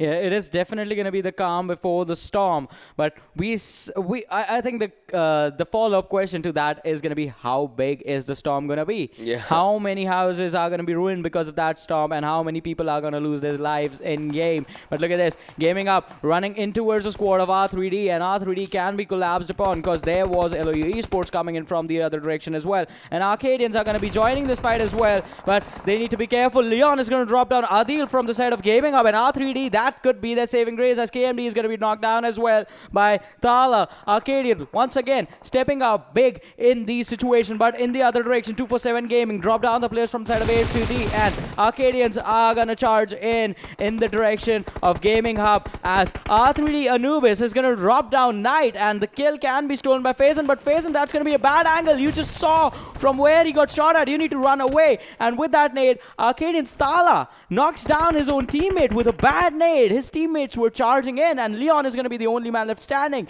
Emerge is waiting for the squad of Arkadians. One bad move by the Arkadians, and they are in so much trouble now. One bad nade could change the entire situation. But 247 Gaming, they engaged in on the side of F2D eSports, and that is just going to turn to bite them, because F2D turned around, knocked down two players from the side of 247. So that fight is also happening. But in the end, Motu, the man on the scooter, is going to be taken down, and Fyme is going to take an exit from this game now. This just happened out here, ladies and gentlemen. But then look at this. Look at the 5-0 happening. Arkadians is out there. R3D is waiting to feast on the players. So there are three squads out there, Gaming Hub, R3D, and Arkadians. Which team is going to come out alive as Emerge just goes down? One good grenade from Faison can change everything. Knight will be giving a revive. The players are moving in. Thala moves in. Thala goes in, charges in, but Thala will be taken down. That actually gives the other person the advantage to move in. Thala has been finished, but out a drop shot comes in, but Knight takes him down as well. Arkadians in the worst spot right now because of the fights that they just lost out on this one. Arkadians still not eliminated. Leon is still out. Ash is still out, having the damage of the blue zone right now, but Joker is ready. Joker is ready to feast on the players that will be moving in through the circle right now. Gaming Hub's players need a revive. They need to move in. Ash is out there for the backstab. Leon is out there for the side stab, but will they go for it, as Ash is going to charge in right now? Ash is just going to stay out in the open, Still taking the damage from the blue zone, but still just sitting out there to take all the fights that he can for himself. The grenade can just do the damage out there, but I think it's overcooked right now. It's overcooked, and yes, it is overcooked. It's going to go for the blast. FTFxEsports mark their exit right now for 247, trying to move in. This was the thing I was talking about, Query. See, Query has this depression area, and this is not good for the rotations right now as 247 is going out from that area. R3D Walker, he spots the player in the right direction, like on his left. He can just take them down. 2xY just takes on Nexus' Hunk and just finishes him out in an instance. Yeah, he saw the players move in, and his teammates are going to be there for the support as well. So we still have to see 247, are they going to survive this engagement or are they not? Because they are coming in from the blue zone, so the chip damage on them is going to be pretty intense, and they are going to be fighting at a disadvantage. The squad from Arkadians, Gaming Hub, R3D are all going to be present and waiting for them to show up, and will be waiting for them to be wiped out. But R3D Anubis is going to drop down Leon, who was caught out in the open, and Arkadians. This fight started with them being at an advantage, but now all of a sudden the situations, the tables have turned. Arkadians, just Ash, the only man left standing, is going to look to drop down the players from the side of Gaming Hub, but the pre-fire is not going to connect as Knight from Gaming Hub is going to be taken down, and Gaming Hub are going to be taken as they exit from this game early on. Next is Zulkar, spots out the player from TeamvfxOXY, charging in on him, and the jump shot is going to connect, but the squad of Nexus is going to be there for the backup as well as Reaper. He is bringing the Grim Reaper right now, drops down 2 players. The jump shot comes in, Prones down, waits for the man to charge in, and he's going to get the finish on these 2 players as well. Now Wolf is the only man left standing for the side of Nexus. Can he help his teammates survive as Reaper is going to be dropped down? So Reaper is going to need the revive, but Teen Wolf was already there, so the revive is going to come in as soon as he's going to be done healing. But Ghost from the side of Bablu is going to be taken down as Bablu are trying to fight the squad of 2xOFficial right now, and 2xOFficial somehow managed to get them an advantage. They are fighting 2 teams at the same time. Once again, in classic Bablu fashion, Danny was fighting HFD, and the other player, Ghost, was fighting the squad of 2xOFficial. Exactly, Arkadians are outside the circle, as you can see the blue mark right next to them. But now, can they take the fight with 2x right now? Because 2x is fairly close to them. Danny is focusing his attention right now. Look at him, just grenading out in those areas. If the grenade just hits the right direction, it can just dish a lot of damage. It does damage to all the 3 players, not knocking them out, but still doing a lot of damage. That might be a crucial damage that was needed out there. Has a QBC. Can he actually use it? Can he go for the guns right now? Can the guns go blazing out in this one, as Bablu is looking really good right now in these fighting scenarios? Look at this, the circle goes in. Oh my god, that shift of circle is an incredible shift if you just see it. Each and every team, each and every player has to get inside the circle, except for 3 teams, and out of them, 1 is at the center of the next zone. They are going to be really happy, if anything. 2x once again just trying to move in. 245 meters is the distance that they have to go for the circle right now, and they are going to be going for the rightward shift, but then they have been caught as Bablu Pikachu spots them and shots them. But then from the other side, TeamvfxOXY as well, they are just shooting them from the higher edge, from the higher end area. Let's see if they can just pop the heads out, as TeamvfxOXY was still trying to spot the players, take the players for themselves. If that just happens out there, 2x mods is still surviving, still sitting out in this area. Let's see what happens as the fights will keep on continuing slowly and steadily. Yeah, we have to see how the fights are going to go, or how things are going to change for these teams as the game is going to start carrying on. And as you said, the teams in the center of the circle are going to be at a disadvantage, but Bablu's position right now, we have seen them in the same position. If you remember the map of Vikendi from a couple of days ago, and that was not a fight that they won. That was a fight that they lost because they were collapsed upon from every single team that were looking to charge in from all the different directions. But now, can they survive this one, and can they go for the chicken dinner yet again on the map of Sanhok? I think that is going to be the question that Bablu and every one of their fans is going to be asking as they are rotating right now. One of the players was taken down, Tyrant was knocked down, and I don't think the revive is going to come in, as Ghost is going to be finished off as well, and Tyrant is going to die as the other 2 players, Danny and Pikachu, are just going to look to secure their position inside of the play zone and are going to look to secure themselves in a safe location as well. But in the meanwhile, R3D are going to take an exit from the game as well. Look at this, so many teams outside the circle right now. Bablu Dani will be finished out. The Bablu Pikachu is low on health right now, is popping up a first aid. His helmet is totally done for. Can he take the fight? 6 circle right now. No time to snake in this area. TeamvfxOXY is still sitting out there. Bablu, 1 player surviving, has just 1 first aid for himself. Will this be the end of Team Bablu out here? Because because he needs to pop up first and move in as soon as he can. Look at this. Because moving in, the damage is being done out for him. The damage is out there, and PMCO goes down as ROG's player just take him out, and Team Bablu will be taken down by Blade as he was outside the circle. That means a new winner can just come in, and ROG is looking really, really good right now. Have all the 4 players surviving. TeamvfxOXY has 8 kills, but then 1 player needs a revive. 2 players still surviving out in NortheSports as well, as they have 0 kills right now. 247 Gaming is looking on a really, really good spot right now. They have 11 kills for themselves. ROG's JD. This guy has best of both worlds that we were talking about. Has an AUG, has an M249, but can he utilize those 5.56 bullets out there? 247 Gaming gets eliminated with those 11 kill points for themselves. That is a big shocker out in this one. That is definitely going to be a big shocker. And can the team somehow get the chicken dinner for themselves this time, as you have the winner chicken dinner forecast on your screens right now? Rogue Nation, a team that you do not expect to be in that position, are sitting there with 33% probability of them getting the chicken dinner. Can they make the numbers work in their favor, as they are going to be on the edge of the play zone right now? That is going to be a really good position for them to be in, because they don't have to fight from the backs. They just have to fight on the sides and the front. Just different directions to worry about, and there's going to be the Ridge as well. That's going to be providing some cover so they can be safe as well. But is this going to work out for them, or are they just going to fumble up yet again and miss this opportunity? As of now, we don't know what's going to happen out in this one. And ROG's Nightmare goes down as HFT Umar just takes him out. ROG Titanium is out here. HFT Umar still sitting out in that area. And as you see the circle just has 1 team in its proximity, in its area right now. All the other teams are still going to be out away from all the areas. We'll have to see what happens. ROG is trying to move in, just trying to go in. They need this to win for themselves. And the thing is going to be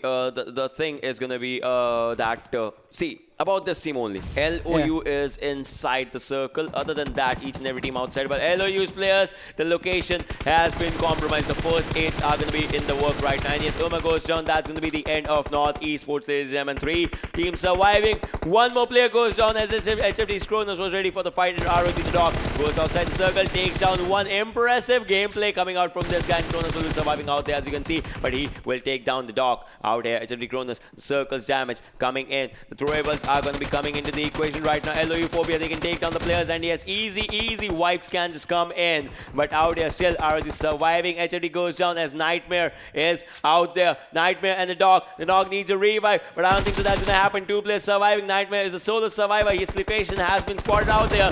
Nightmare is ready for the fight. The dog cannot be revived out here in this one. A grenade can just come in. The grenade charges in on one direction. That can just look really bad, and the grenade from the other player's side just overshoots. But it still hits him. It still hits him out the way. It's gonna hurt a lot, and that's gonna be one of the things. Phobia still surviving, and Nightmare still surviving. 20 HP if anything. Can this guy just clutch it out? Has 4 bandages. 1 more throwable. 1 good throwable. That I think is here. The grenade is here. The grenade is fairly close and ending it with a bang.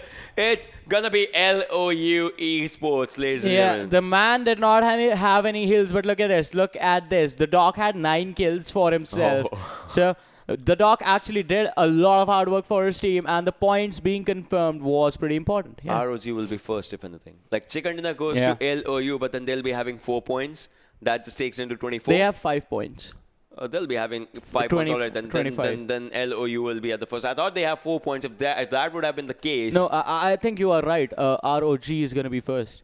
No. ROG has 11 points. No, actually, yeah, exactly. Then they, I thought they had 10 points and they had 4 points exactly. You missed the 1-1 kills from both these teams. Either way, that's going to be one thing. But then the MVP will be from LOU's side out here. And that's going to be a Booth with 3 kills, 398 damage, 25 minutes and 3 seconds survival time, and 3.13 distance covered. So this is a short distance amount from the side of LOU. Obviously, you see they had their landing location fairly close. They did not have to rotate much. So that was like a fairly good amount of fight that they had. They had the location advantage for themselves, if anything, if not the kills advantage, and the circle was favoring them. As whenever they were, wherever the circle was moving, they were already at the central location of the circle, so they never had to worry about it. They were already in the center of the circle, so staying safe from every single direction and having a good control of a compound is going to be pretty important for them. But as we move on, let's also have a look at the other players as well, other than the MVP, and see which other players were having a good performance performance. As I was saying, the Doc, look at this, 9 kills on the lad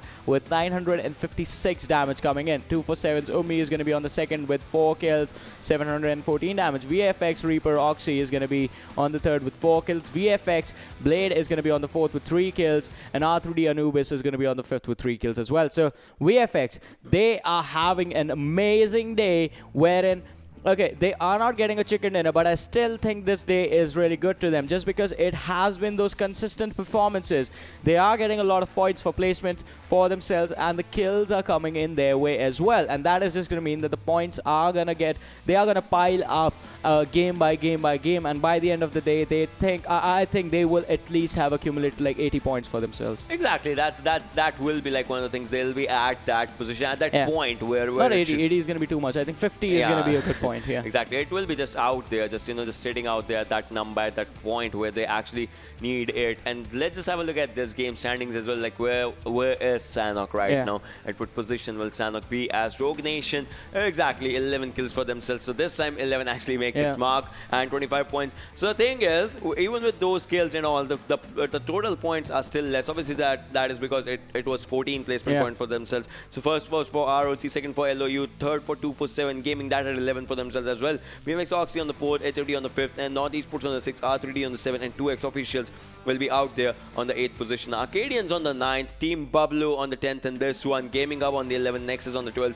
FTD on the 13th, Fyme on the 14th, HR on the 15th, and Team Aqua having a 16th position drop for themselves. So for 2 games, alright, so talk about 2 teams right now, 3 teams if you will, Aqua, Hellraisers, and Fyme in this one.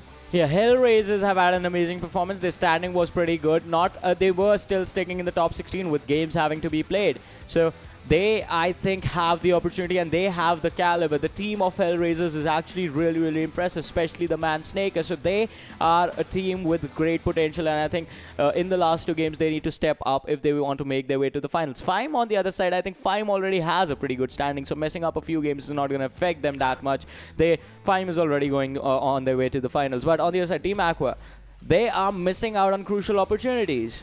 Exactly. That's going to be one thing. But then let's just have a look at the overall standings as well, and let's see where just it's going to put all the teams and all the players out there. So as you can see, Team Envy, like there's no one removing that. TeamvfxOXY on the 2nd, and HFD, they are going up slowly and steadily. So HFD has had a good day today, starting from the first game. Fyme is out there on the 4th, NortheSports on the 5th, Portal eSports on the 6th, Freestyle on the 7th, and LOU with this performance with this chicken, they're going to be on the 8th position. Arkadians on the 9th, Team Bublo will be still sitting out there on the 10th position. TF on the 11th, 247 Gaming, they've had a good jump right in this one.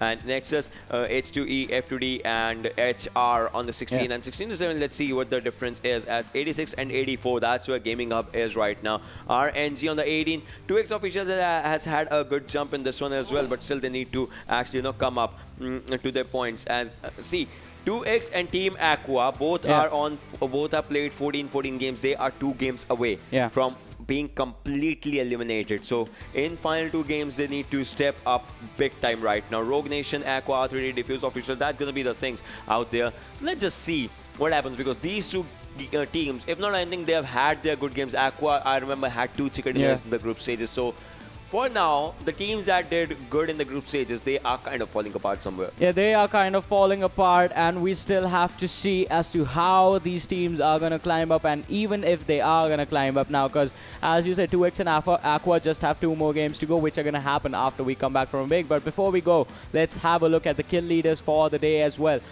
as they are right now. And NVPsych, as I was praising the man, he is not even playing today. 31st position. Deadshot is going to be 31st point, first position. Deadshot on the 2nd with 30 points. Fyme Motu is going to be on the 3rd with 25 points. VFX Blade is going to be on the 4th with 24 points. And Freestyle Baba is going to be on the 5th. So moving on, 6th to 10th position. HFD Bhatsab playing today can still challenge the first position if he has an amazing 2 games. 20 kills right now. 7th being taken by Teen Wolves from VFX. Portal eSports Vegeta on the 8th. NortheSports Amer is going to be on the 9th, and NV Absa is going to be on the 10th position.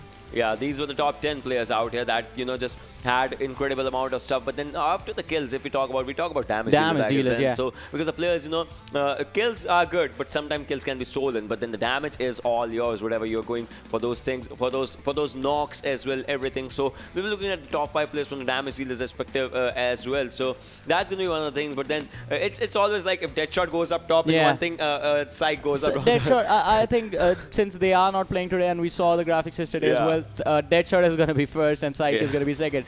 Those two players go hand in hand. So let's just have a look at the standings for the top 5 damage dealers and see. Yeah, exactly. Deadshot on the first, Psych on the second. So they just switch things around. And NortheSports Amir on the third, VFX Blade on the fourth, and Fyme Motu on the fifth. As of now, these were the top 5 players out in the damage dealing stats right now. So that was the thing out for this one. And I mean, for now, 2 games have happened. Yeah. 2 more games are left. What's going to happen in the game of Vikendi and Erangel, all that and much more action will be right in front of your screens, ladies and gentlemen. But right after a short break, don't go anywhere.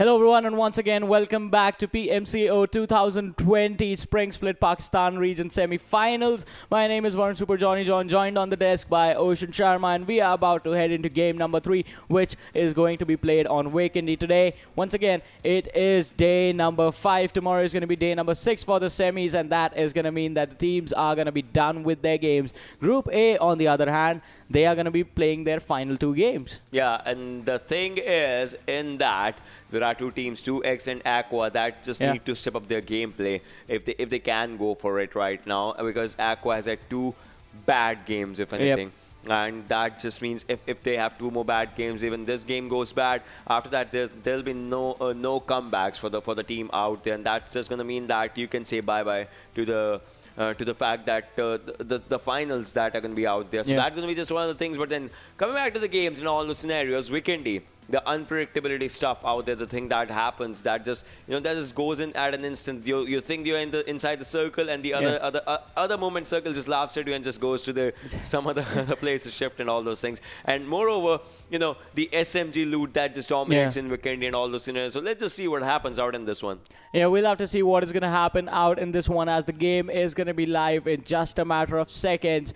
But for this one, I think, as you said, Aqua needs to step up, 2x needs to step up big time, and Fyme, I think, once again, Fyme are pretty much already heading into the finals in the top 16, and their place is going to be secured. But they will be looking to taking NV's spot, because the gap is not that big, and they can actually make it happen. Exactly. They want to end their day of those 16 games on a really, really best note. So that can be one of the things. But then let's see if they can do it or not in this game, as we will be jumping into the Vikendi's plane, ladies and gentlemen, from Peshkova's area to Mawatra Vihar. As you can see, it's actually a centralized plane. If anything, Kresnik, Podgorsk, Cement Factory, Castle, Willa, Toa, good areas will be out there. Gorokai as well. Krichas, if you want to go to that Cosmodrome, the area that he hates. I hate Cosmodrome. Yeah, this guy can say it on camera that he hates Cosmodrome. I don't hate Cosmodrome, but I hate when the circles are centered towards Cosmodrome. The final few circles. Cosmodrome lovers, you can follow me now. So on my social Castle lovers, you can follow me. And Vikendi lovers, you can follow me overall. So coming back to the fights and all the scenes, Mawatra, Vihar, those will be good areas. Topromesso as well, if you just want to go to those areas. Anything. Fyme is going for the drop right now, as they are going to be heading towards Cement Factory area, something Hot Spring, Kantra. Those areas will be left out of the equation. Look at this. Look at the circle. The circle is a fairly good one in this time. Yeah, the circle is going to be pretty... And the players are going outside the circle for some reason. That reason. has to be one of those tricky things, as I think no one expected it to be there. But there is going to be that one team right in the middle on Podvosto. It's going to be Nexus eSports. They are going to have a pretty fun time in this game, just waiting for the other teams to come towards them. And when I say fun, I say that sarcastically, because being isolated, not having any human contact on this icy lands of Vikendi, that has to be some sort of a challenge. That's like eSports introvert thing, not having any human contact, just being out there. So that's just something that we were talking about. So Aqua needs to start their game on a good note, right? Yeah. And I think they just did, because they were on the northernmost area, and there is no squad, nothing out in that area. Just look at if we just look at the map, there was Aqua on the northernmost area, and there was no team. But look at this, Gaming Hub already taking up a fight against R3D, if anything, and Walker is low on the health department right now. Knight is moving in from one direction to the other. We'll have to see what happens out with the teams in this one right now, as the players will be trying to move in, trying to rotate, trying to rush in from one direction to the other, and all those scenarios will be coming in handy. Slowly and steadily, R3D is just going to charge in, move in, barge in from one area to the other, and Gaming Hub will be just sitting out in this one, in the houses for themselves. Gaming Hub, Adil on screen, ladies and gentlemen, has G36C, does not have a helmet for himself, obviously, now picks up one helmet for themselves. And look at this.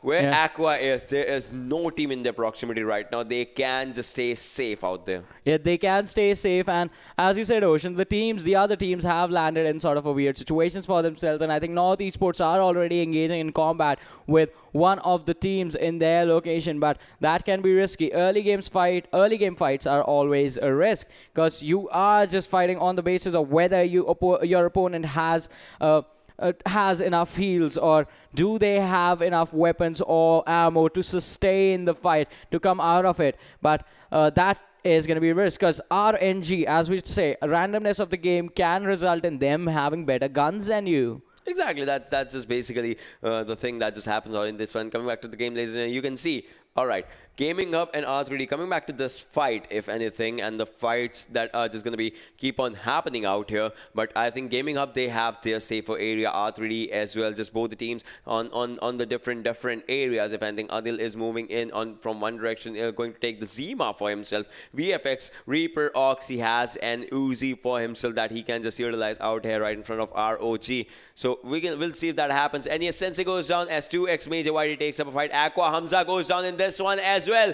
Aqua Hamza gets a finish. So that's a bad thing. Like Aqua, there was no fight around them, and they just got finished for some reason. Like one player got finished for some reason. That is a weird scenario for Aqua. Like the players are going to fight Aqua right now on the other side in 2x. Another team that is in a bad situation right now, but still they are trying to take all the fights that they can. They have to move inside the zone 1,000+ meters. NES as well, 1,100 meters. The revives are going to come and kick in, and after this they can just once again go for the fight. But look at this 2x Moth in a bad situation. One more shot on Moth can just take him down, and I think that's going to happen. No, Maxi goes down. Hipfire Uzi is not going to do that much of a damage. Now the first aid is going to kick in, and after that I think the fights can once again resume to the safety area. But NES Maxi needs a revive as soon as he can. But look at this 2x Sargent is on the backside, can backstab the players out in this one. Yeah, he can create a backstab and a good opportunity for his team to actually take these fights. But on the other side, look at this. Moth from the side of PMCO. He is dishing out so much damage on these players of NortheSports. One after the other, the players are going to be knocked down, and Maxi is going to be in a really bad situation.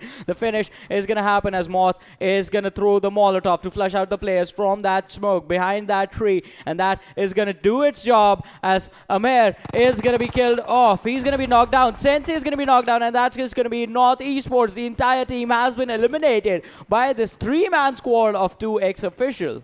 This was a setback that just happened out in this one. Like NortheSports, they were having really good games previously, and now if they get eliminated, that means 2x is stepping up to their gameplay, as 2x actually needs to be out in the top 16, and they are going for everything out for the top 16 gameplay. Yeah, everything to stay in the top 16 and make their way in towards the finals, as the final push is going to happen from these teams. And as you said, PMCO, they need to do everything that they can in these 2 games to make sure that their spot in the finals is not going to be anywhere. But that is going to mean that they need 2 chicken dinners so that they are not just sitting on the 16th position at the end of the day. But look at this ROG, they charge in. They are charging in on the players out there from VFXOXY. We'll have to see what happens as Blade is low on his HP right now. Rage has a grenade in his hands, and this grenade can be the grenade of death out there as the grenade goes on the right direction, takes down Nightmare. That was an impressive grenade out from this player out here, and the Grenadier kill will just not come in because the revives just are going to kick in anytime soon. But look at this Reaper.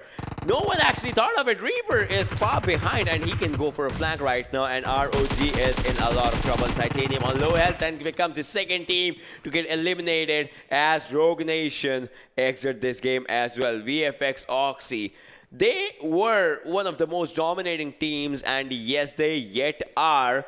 They almost missed up a chicken dinner in the first game, but now I think they have their eyes set on it. But then there's one more team that has eyes set on the fights, and that is going to be R3D as they are moving to the sides of Gaming Hub. Yeah, as they move in towards the side of Gaming Hub is going to be in trouble now as Athil is going to be dropped up and he's going to be finished off by R3 Anubis with his G36C.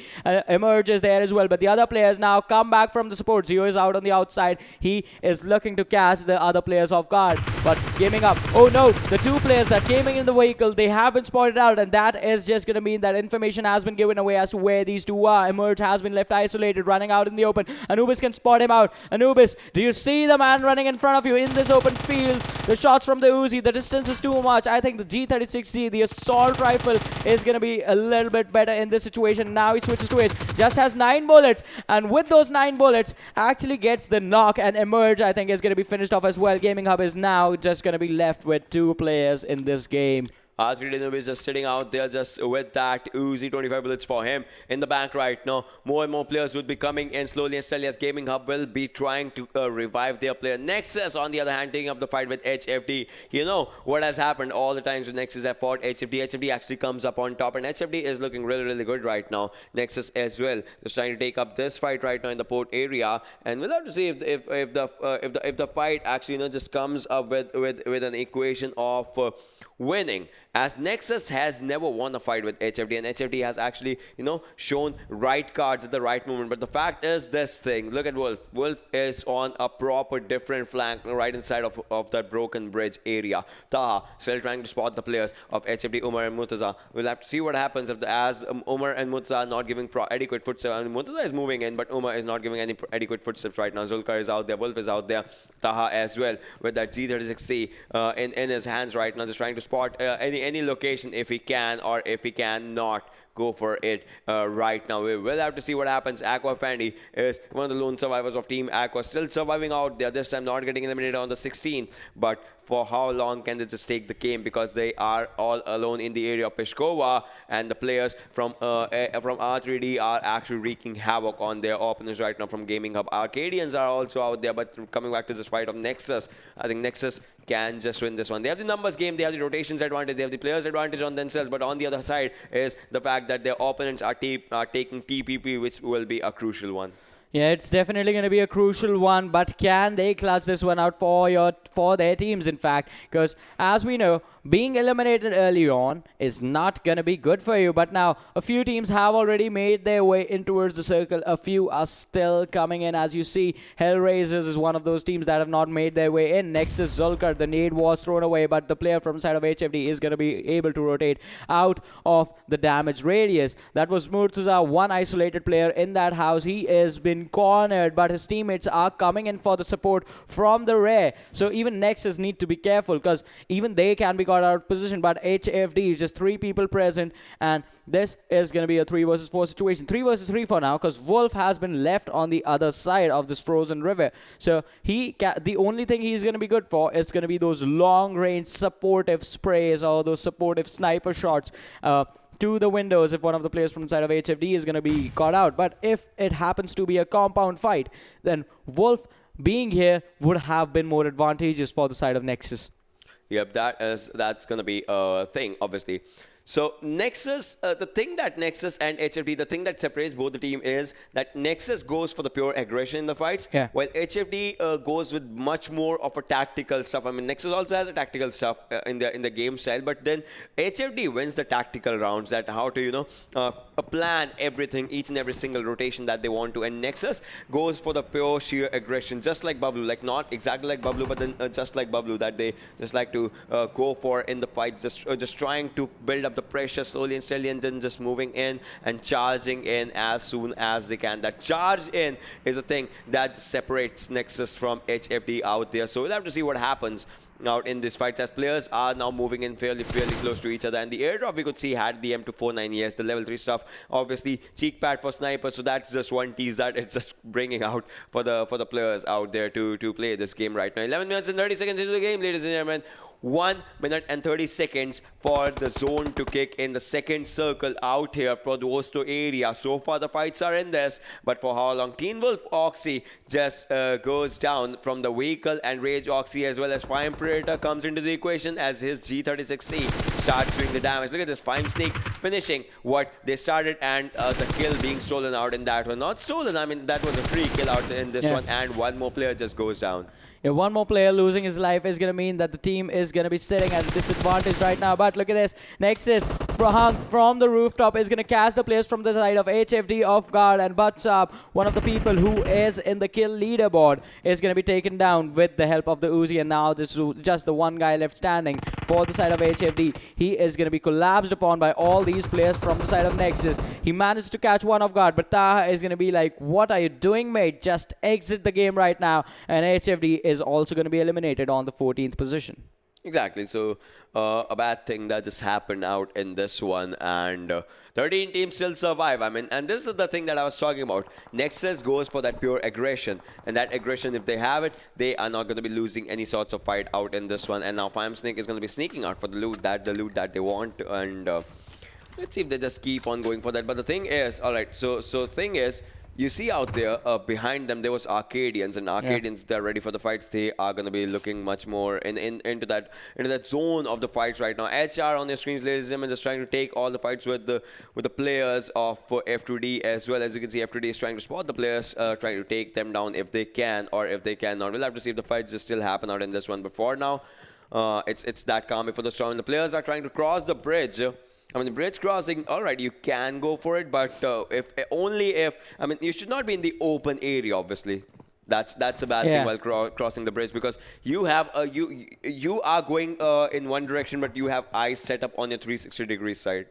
Yeah, you are going to be open, you are going to be vulnerable. The trade-off is definitely going to be what you said. You can get a 360-degree vision for yourself. But once again, what is the thing that is going to be more important to you? The thing, the survival point, the thing that is where you are going to be safe inside a compound, and you're going to have a good standing. You won't be engaged upon. Even if you are, you will have some cover available for you, but you won't have the information of the players coming in. You won't have those visions of the areas around you. Or are you a team like Bablu, who actually do that? Who like to stay out in the open just because they like to pick up the fights, whatever comes their way. So you have to figure out what style of play actually fits best for your team, and then sort of try and adapt and implement it into your play style, into your games. But on the other side, if you make a wrong decision, if you are like, all right, for now we'll take a fight out in the open, and you are going to get punished in that direction. But look at this, TeamvfxOXY, they are going to be coming quite close to this one, and this could be quite tricky, as Nexus already has a compound for themselves.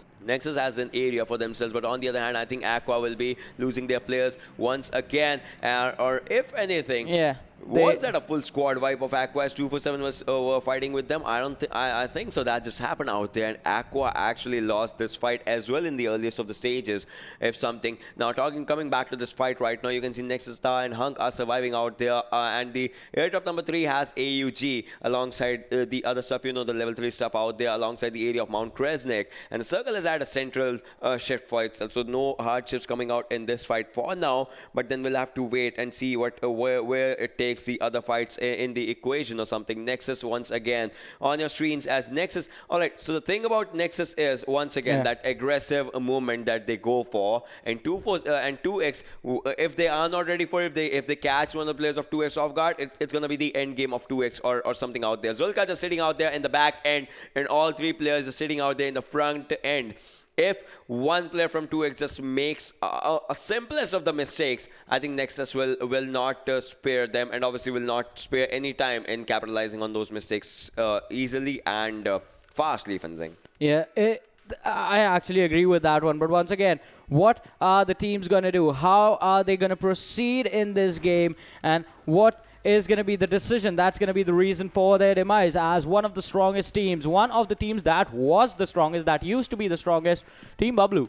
On our screens right now, they are looking to have a safer standings for themselves. So, because so far they haven't engaged in any sort of combat with anyone and are just sitting on the northern side of Castle for now. But look at this, Fyme so close to the side of Arkadians. I think Motu would have spotted out a couple of players from the side of Arkadians as well. And Sneak on the other side, he had a vision of a squad. So Fyme have a lot of information available to them. They are on the northern side of Cement Factory, right outside the compounds. But can they take this fight? Leon has spotted out the player from the side of Fyme. And I think Predator was the man who was spotted out as he was standing out in the open looking for information.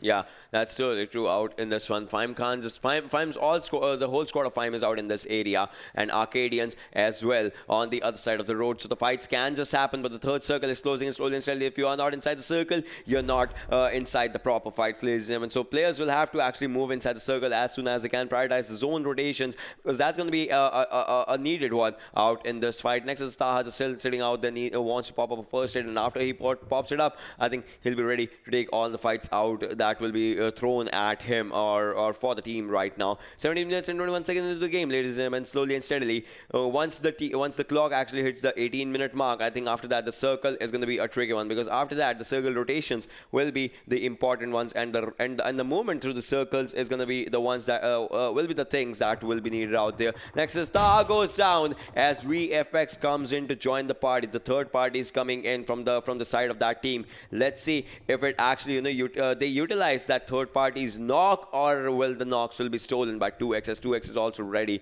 for the fights out there. ReaperOXY with the G36C still trying to take all the fights out there. He has taken down one player, but the kill confirmation has not been done yet, and I think that the knock has been revived. Yeah, the knock is going to be revived, but look at this. VFxOXY, they are going to be in a really bad situation, but can they come out of this one? They have lost 2 players, and this is going to be a tough situation for them moving forward in this game. TeamvfxOXY as well. They started out with 3, so they are already sitting at the man disadvantage, but the squad that is right in front of them, it's going to be the squad of Nexus, who have all 4 players alive. But F2D Mafia, he's going to spot out one of the players from the side of Hellraisers. The players always go for these spray cans and something like in the fights. It was a good spray can. I mean, you should focus fire.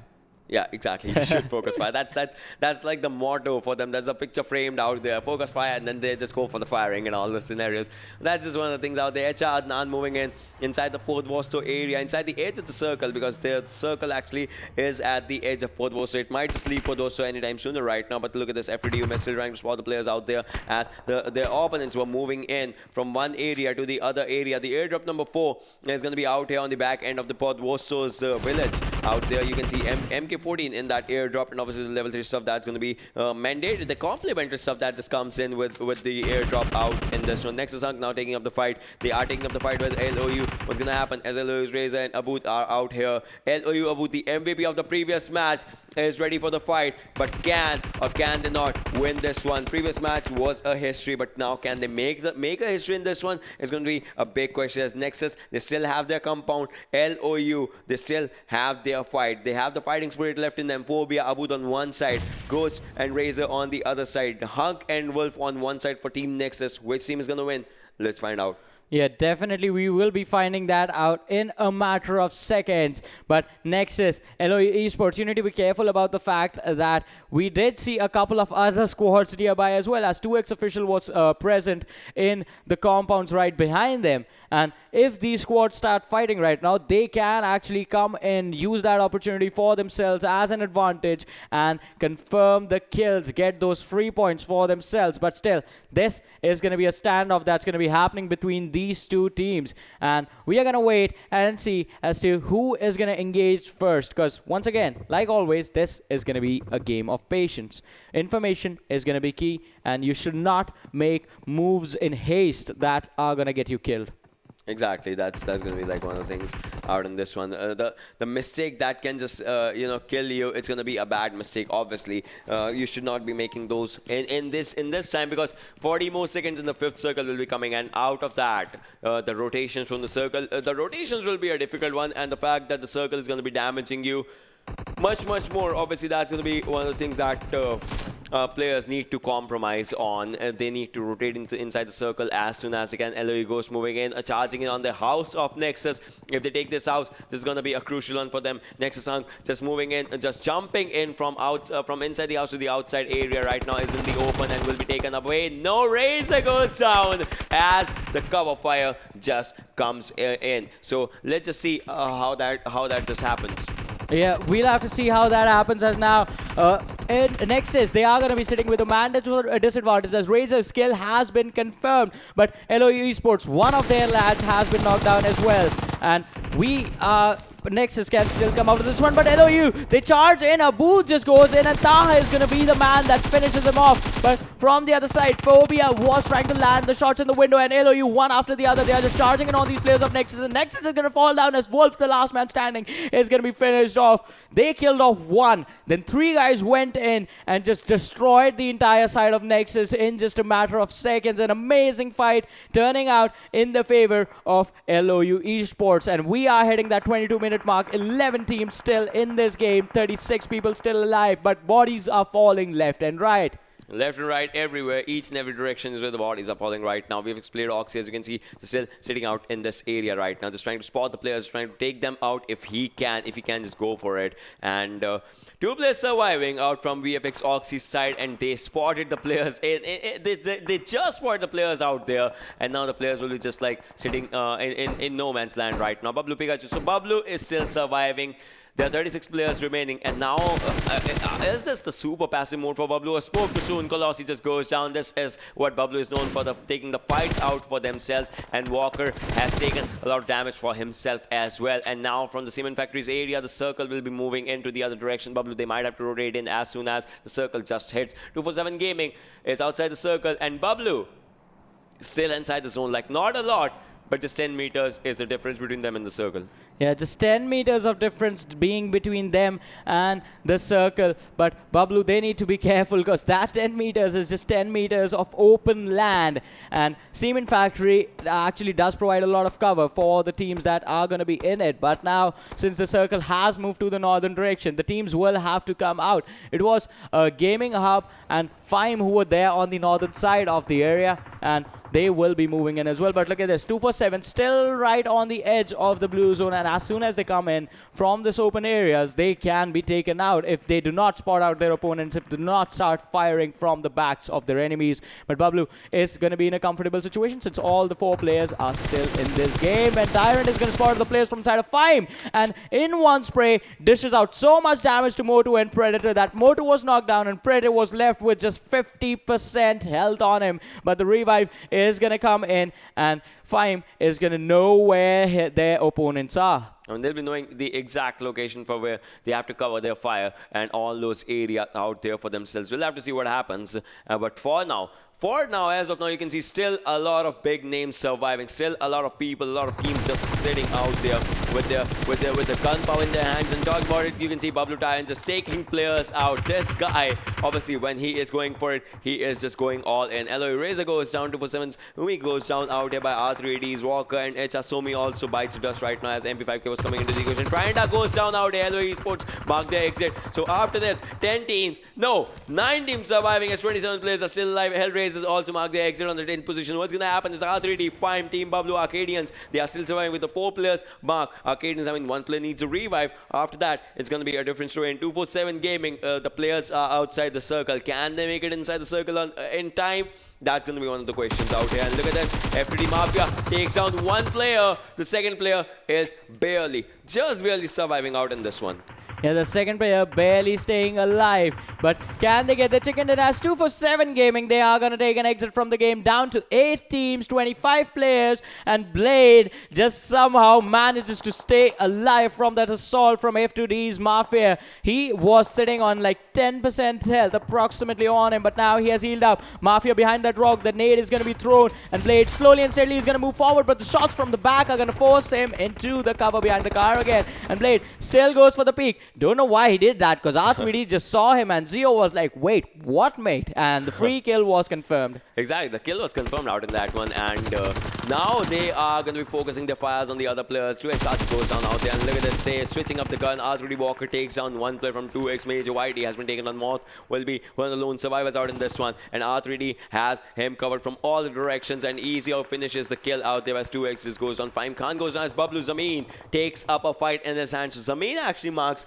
once again. He is coming back to this fight right now. That's just more than impressive from Team Bablu's side. So Team Bablu, they have taken down a lot of players, but still no kill confirmation has happened. They have 0 kills for themselves as of now yet. Fyme Motu, he is trying to spot the players, take them out. Arkadians is in a bit of trouble right now as Fazan will be taken out, and with that, marking that will be the end game for Arkadians, as Arkadians Ash will be surviving, just barely surviving, but 1 more player from Arkadians. As you can see, Leon is surviving out in this area right now. Can he revive Ash? I don't think so, as the kill will be taken on by Fyme Motu. Fyme Motu has 2 kills for himself. Can they just go for that domination streak out there? 2x Mod still surviving. The lone player from 2x, lone player from Arkadians still surviving. Gaming up with 2 players. Rest assured, each and every team is looking really good. But look at this. Ghost, 1 HP out there for this guy, going for low toss smokes for himself, for his cover right now. Fyme and Bablu, they have 4 players each.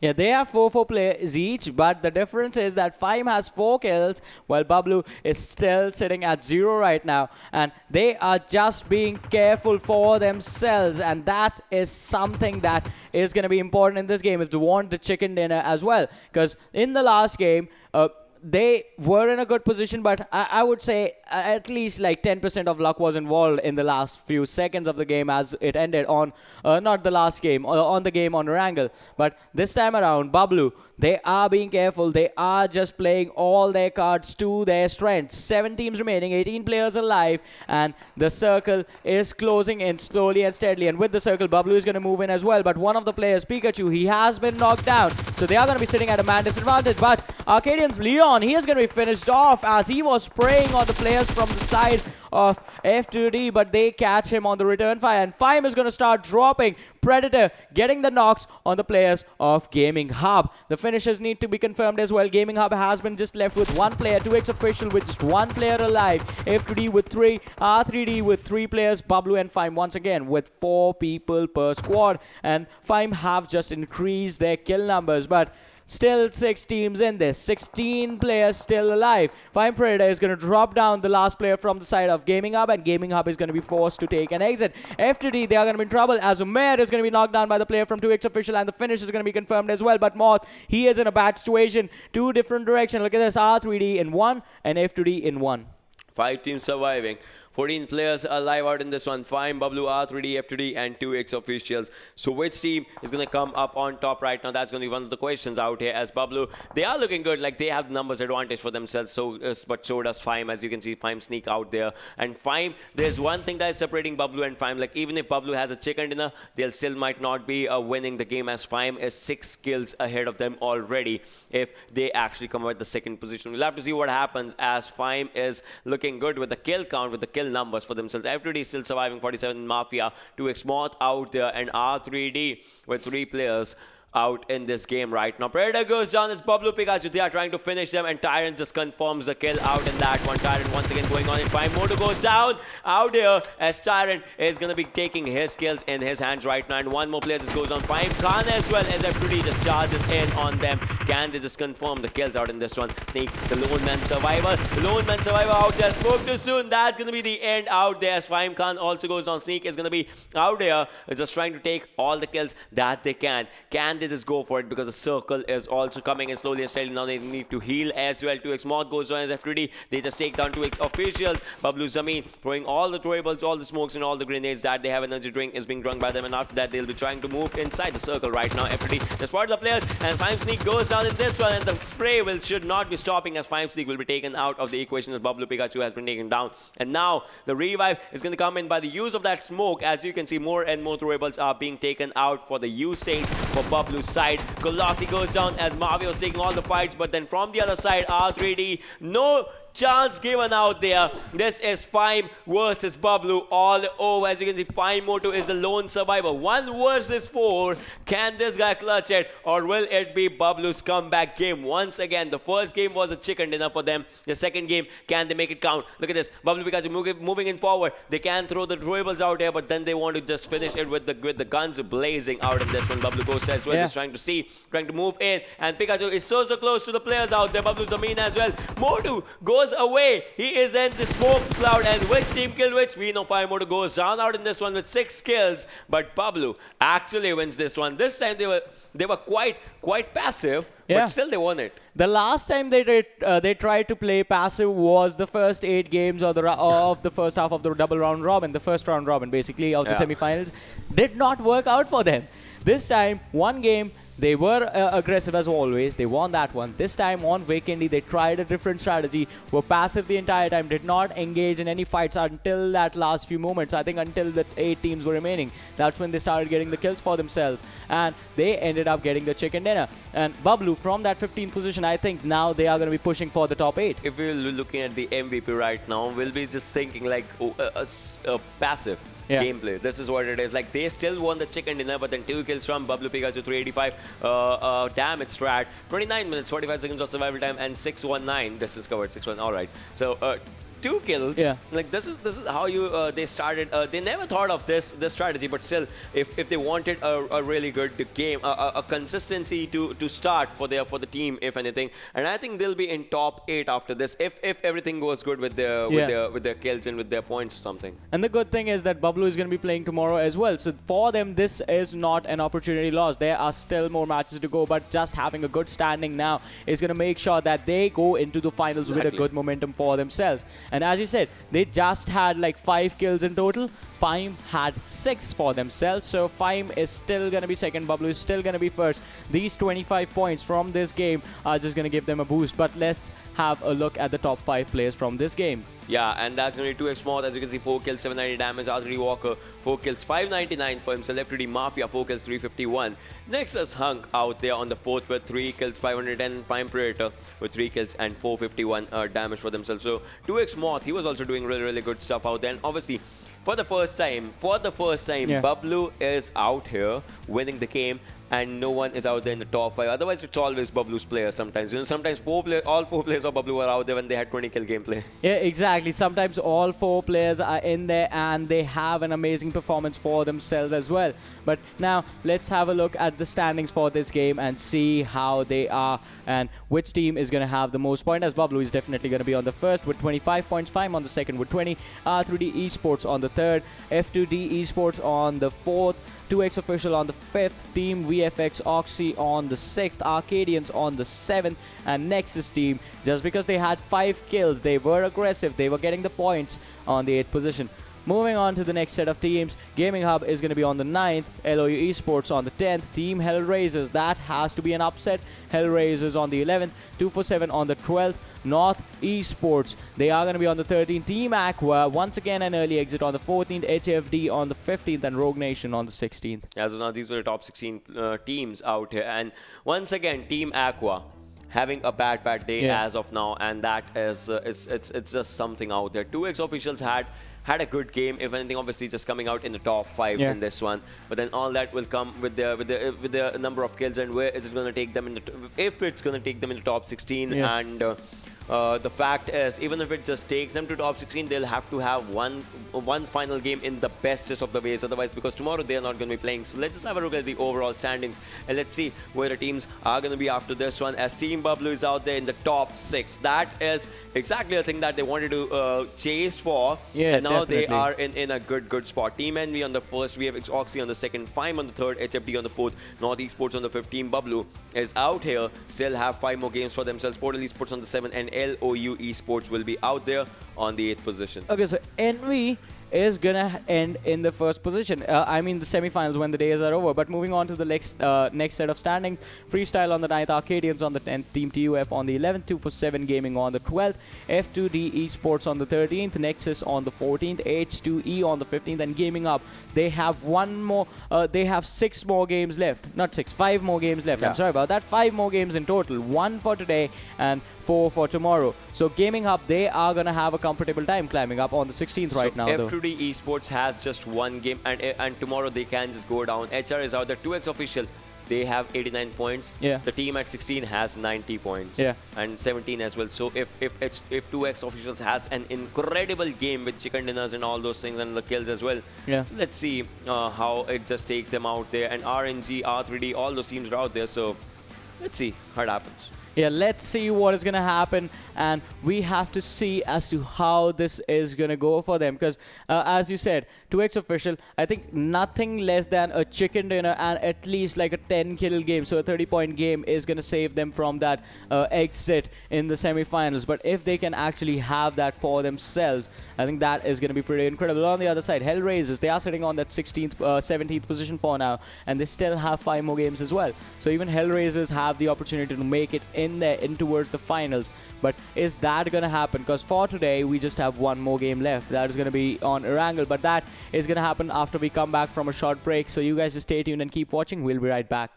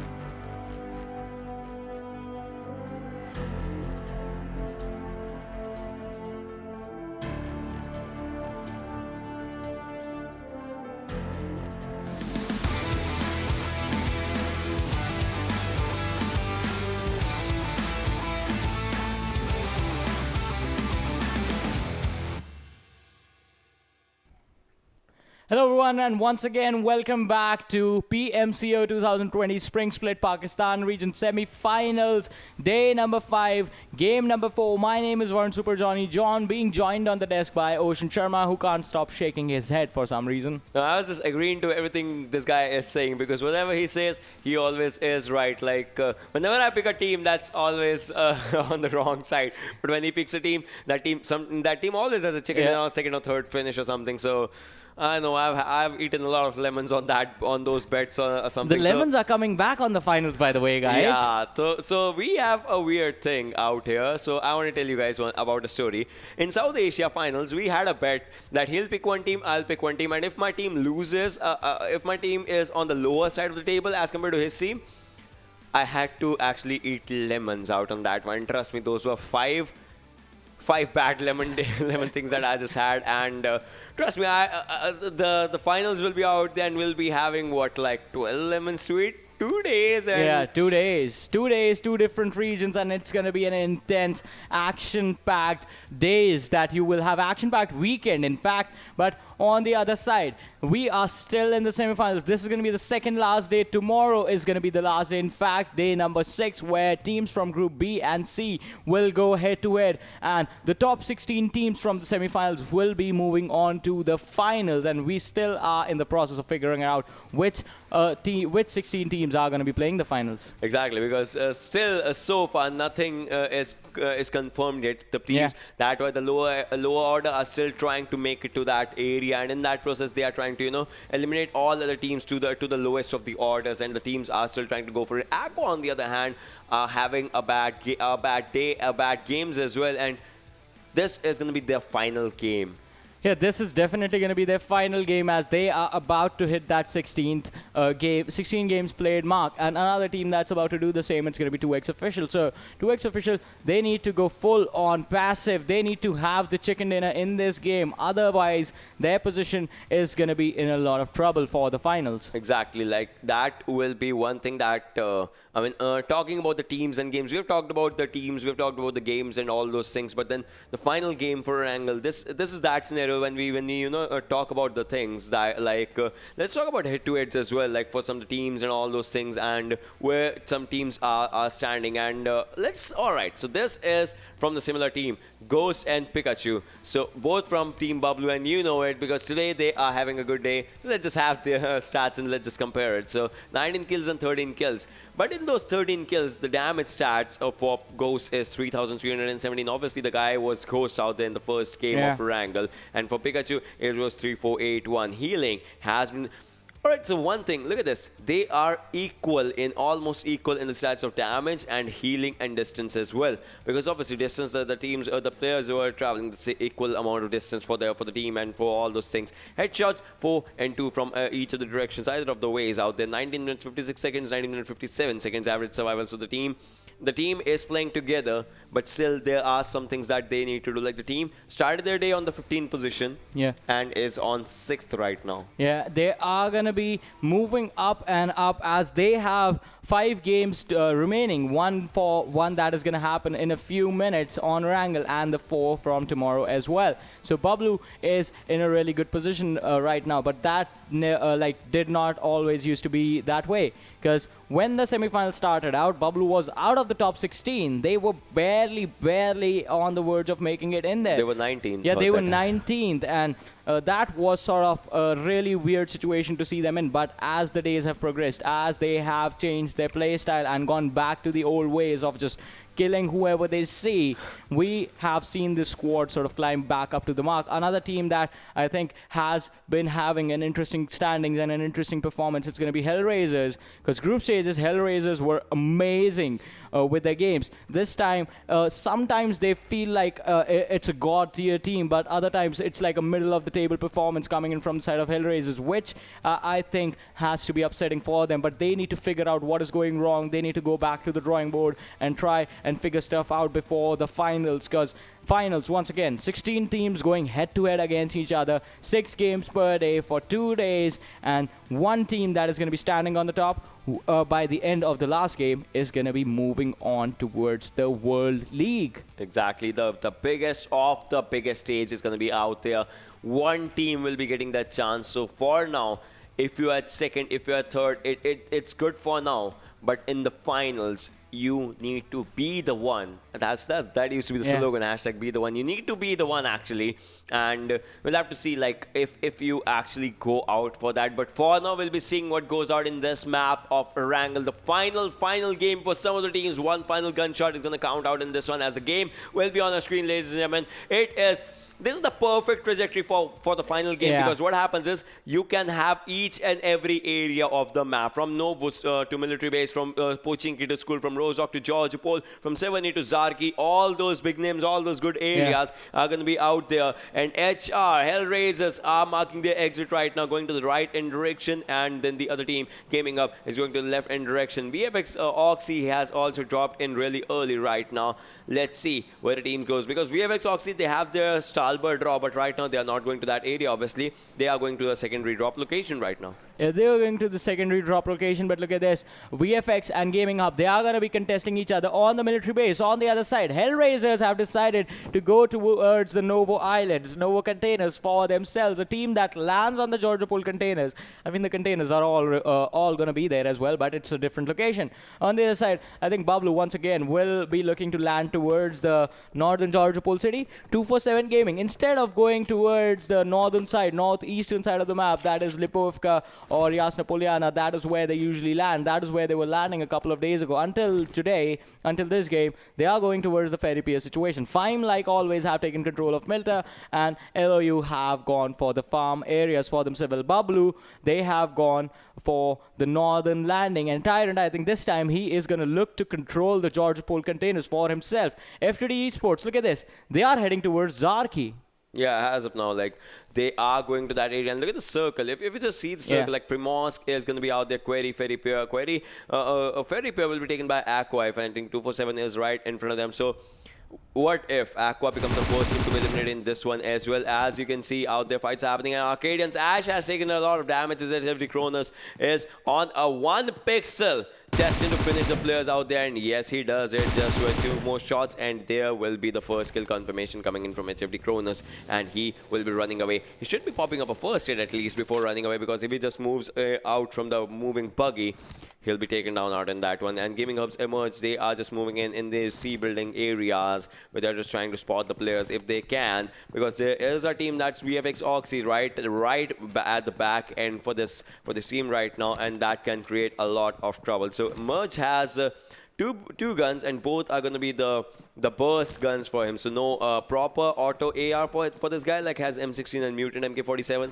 Let's see if he can, just maximize his utilization out with that one. But then on the other hand, Gaming Up, so all of the players were moving in. Aqua right now, this was the thing that I was talking about. What if Aqua becomes the first team to be eliminated in this one as well? Because there are players on the other side, like 247 is fairly close to them, and they are trying to spot the players and spray on them. 247 more, they spot the players. Aqua Fandy is moving in, low on his health, and goes down. Faddy will be coming out there for the back end cover right now, if not anything. And I just think with a pistol, they want to end them with the pistol. I thought they were just using pistol right now. Aqua Fandy has been taken down by 247 Nazir, and one more player just goes out. They're not even taking up a fight right now. Yeah, they're not even taking up a fight. The kills are just being given away to the side of 247 Gaming. And it has happened, I think, in 3 games in a row ever since Sanhok, that 247 are always the team that are killing off Aqua. And Aqua, once again, a really bad situation, as Hamza is going to be the last player, last man standing for the squad, does not have a helmet, has a level 1 armor, level 1 backpack, and even he is running towards the squad of 247. What is going on with the squad? The kills have been given away, and 247 already starting the game in quite a comfortable situation for themselves. But 2xOfficial Moth, he was on the main road right there, and some damage was actually given to Najib. So the fight did happen, but not on the guy that was charging on. It was on the guy on the backlines, and 2xOfficials, they can actually collapse in on both these teams, as Virus is going to be spotted out in that UAS. But he's going to be able to drive away, as Moth's spray with that AK is not going to connect. Yeah, as of now, the shots they are not going to be connecting right now. And you can see Aqua Hamza, like he is a lone survivor, but he should not be at this position right now. He's the only person that is trying to take any sort of fight, but will be taken off. And Aqua, once again, with this elimination, it's official that they might not, they are not making it into the top 16, and the finals dream just shatters out with that great formation out there. 2x now moving in from the side of Ferripia, obviously just trying to go to the Primorsk area of the query. If they go for a right and turn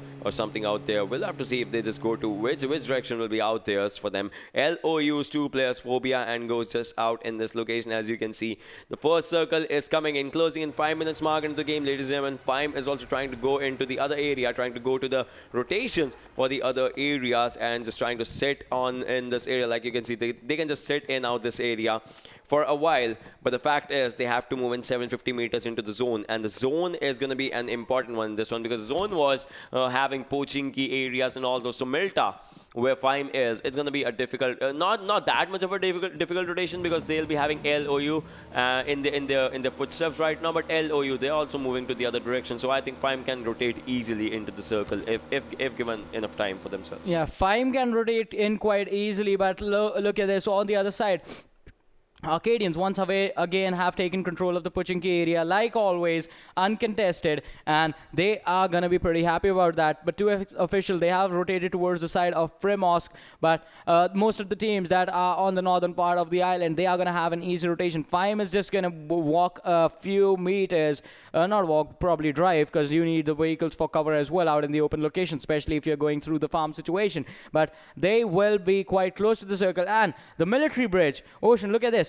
TeamvfxOXY, they have 2-2 split themselves up. 2 players on the other side of the military base, 2 players on the military island. Gaming Hub is going to cross the bridge as well, and 247 Gaming, they are already in quite close to the bridge as well. So that is going to be an interesting situation, because as soon as you cross the bridge, you need to start getting away instantly, or you need to wipe out the teams before you go in. Otherwise, the camp is going to come in and you are going to be taken down. Exactly, like you'll be taken down in an instance, obviously. That's going to be like one of the things out there. ROG moving in, as you can see, Titanium on the screen, ladies and gentlemen, with alongside going in fairly close to his own players. Obviously, the cover fires and all will be crucial out if you don't have anyone in your vehicle. The ones that are moving fairly right in front of you, they can just give you easy cover fires if it just goes for the scenarios out there. And talking about cover fires and all, Bablu is in the equation, as F2D's 47 has been taken down by Bablu's players. So the fights are happening, and this fight will be happening on the northern side of Georgopol for some reason, because you know Bablu likes to go there, and the circle, the plane path was in that area, exactly like this area. The plane path was from this area, so Bablu, they just went in their own comfort zone, in their own rotation, and they are going to be confirming the first of the kills as Bablu goes to this Mini 14, does the job out here. Yeah, the Mini 14 is going to do the job for them, as this team is starting out strong with just 1 kill being conferred for them. But on the other side, can they get more? Are they going to look to get the chicken dinner for themselves as well in this game? 3 chicken dinners in one day. I think Bablu is going to be happy about that. Yeah. So the thing is, let's see how it affects their gameplay, because now they have 1 kill.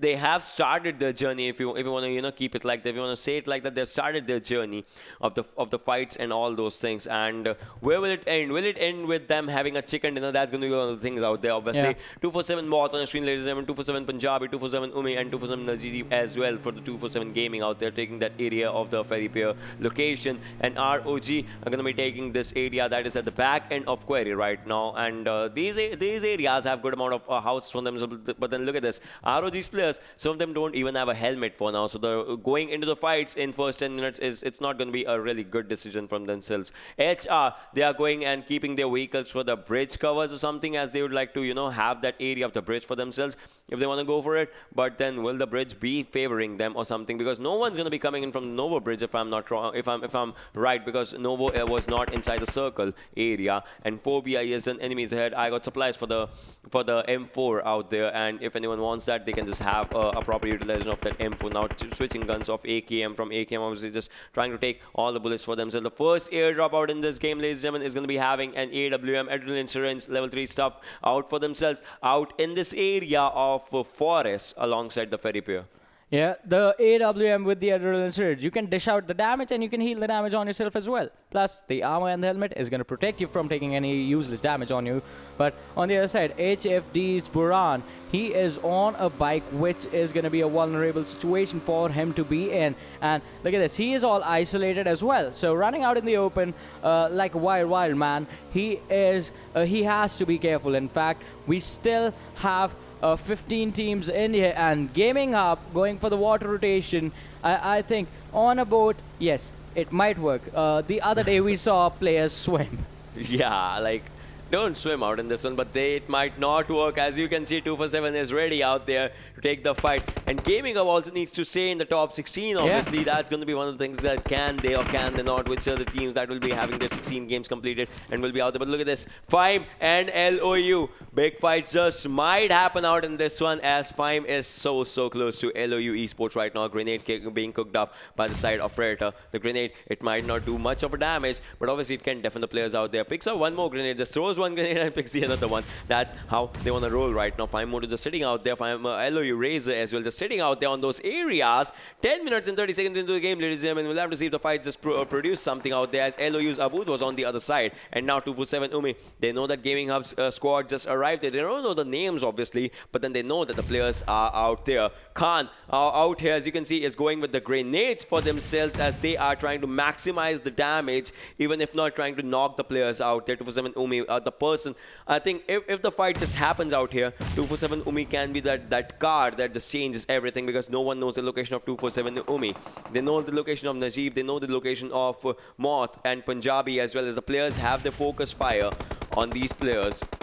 But Umi is out of the equation right now. On the left of on the most left hand side is where that player is, and Fyme on the other hand. So there are two important fights happening on two important areas for the players to stay in the top 16. And Umi goes down out here. Umi got spotted on the other side, actually, probably because of the smoke that they just that Umi just made out here before rushing in and rotating in. And so now the major thing will be, will they be able to revive 247's players, or what is going to happen, as Gaming Hub is looking fair good for the fight right now. Yeah, they are looking pretty good for the fights, but can they turn them in their favor? Because as you were saying, water rotations are going to be risky, and since 247 was already there waiting for them, they could have been in trouble. They are going to be in trouble, as Emerge is going to be dropped down out in the open, and the recovery for the player, the revive for the lad is going to be quite difficult. But Punjabi out in the open, he is looking to aggress on this squad of Gaming Hub. Now, he is waiting for his teammates, so this is going to be a smart decision from their side, engaging as a team, not as individuals, because as we have seen, giving 1v1s, giving separate 1v1s to players is a little bit risky. And the second airdrop is going to come in, an Ocean. This one has an AWM as well, and the suppressor for the assault rifle. Yeah, that too. And 2 airdrops, 2 AWMs. Let's see how that just, happens out in this one. And I mean, we can see a lot of bolt actions going in head-to-head if that just comes in, and if the players will be prioritizing those AWMs right now. But then obviously the snipers need to be on their toes. LOU Razor takes on Fyme Predator. Fyme Sneak just moving in, spots one player. Razor is low on HP. Razor will be taken down out in this one. Sneak has lost 0 bullets, but look at 0 health. But look at this, the players are moving in and out. Fyme Sneak can take one more down, and he does. Fyme Sneak has done a 1v2. Will he be able to do a 1v4, as Abud is out on the other side? Abud is ready for the fight. Phobia will be taken down out in this one, and Sneak, he should be looking good for the fights out there. One more player wants to move in. What's going to happen, as Abud will be out there? If Abud goes down, that will be the proper end out there. On the other hand, you can see 247 more taking down 3 players. Merge will be one of the lone survivors out there, just surviving with KMD as well. Fyme Moto still sitting out in this one, and LOU's Abud just running away from the fights as soon as he can, because it just means a lot from them. And Gaming Up losing all their players. Umi is on a kill spree, and after this, KMD also goes down. That means Emerge will be the last player out here. Drops down on the area with that holographic, manages to connect some shots, but still the player will move away to safety. And after this, I think it's going to be a fist fight. No, it's going to be the AAK fight that just goes for the headshot. Yeah, the headshots are going to come in, but 247, they come out on top from this one. But can they get far enough to get the chicken dinner? 6 kills have already been confirmed for this entire squad. How far can they go? They're right on the edge of the circle as well, so that is going to be a comfortable position for them to be in. And as we are hitting the 14-minute mark. The third zone is going to be coming in. The third blue zone is going to be coming in. 15 teams still in this one. 51 players still alive. And so a lot of squads being here, and the circle also rotating out in these open lands on towards the northern side of the ferry pier, towards the eastern side of Gatka and western side of Pochinki, to be precise. So this is a triangle of these 3 big names.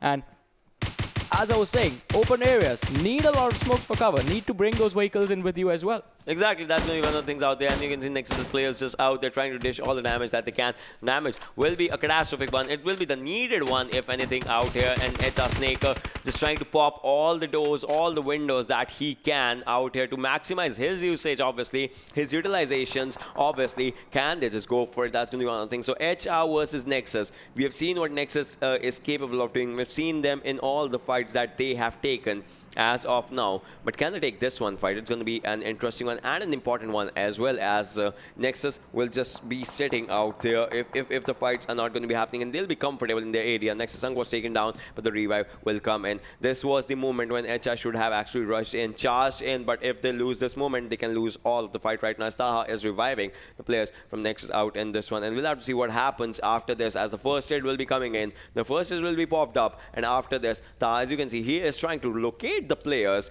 if we can, through this area. It's a really good area. Like, you can shoot the players, but there's a less probability that you will be shot at from all these wooden blocks or something. And the circle is closing in slowly and steadily. The center of the circle is being taken by VFxOXY. Fyme is out there, but all of the teams actually have to move and have to make their movement if they can, as soon as the circle is going to be kicking in slowly and steadily. But so far, we haven't seen much more of the fights, but I think we can, as Bablu is on the screens, ladies and gentlemen. Bablu is fairly close to VFxOXY, and there's a team once again. There are third parties happening on Team Bablu. Can they just take these third parties? That's going to be one of the questions, as the players are going into the other direction. That was one of the final players. Gaming Up gets eliminated out in this one. So Gaming Up getting eliminated, that can mean a really bad news out there. LOU eSports as well, they mark their exit right now, and Bablu fairly close to VFxOXY. What's going to happen? As you can see, Teen Wolf just sitting out there, taking that TPP, waiting to attack at the rightest moment if he gets that moment, as Ghost is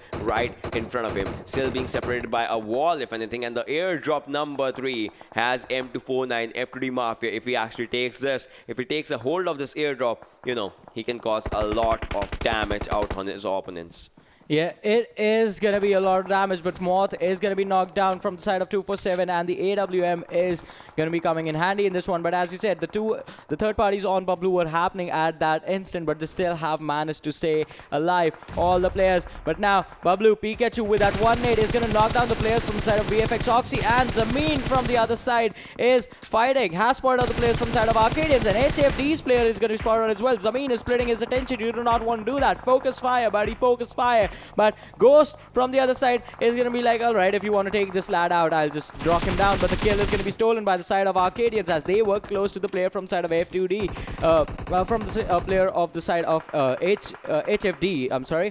F2D were in a fight of themselves as well. Exactly out there. But then we'll have to see what happens. ROG's JD still trying to spot the player. So many players have been taken down. Fyme Predator goes down as well. 247 Punjabi is on domination right now. And ROG's dog takes down 247 Moth out there. Fyme Moto seals the kill out there as well. ROG Titanium taking the fight against 247 Punjabi, as 247 is alive. 2 players, Umi as well out there. The dog was taken out with the TP spray coming in, but Bablu and VFxOXY still sitting in these areas. 247 Umi will be on a domination, on a rampage, exactly, with those 5 kills. If anything, they can just go for more and more and more, because for 247, I think it's their good day today.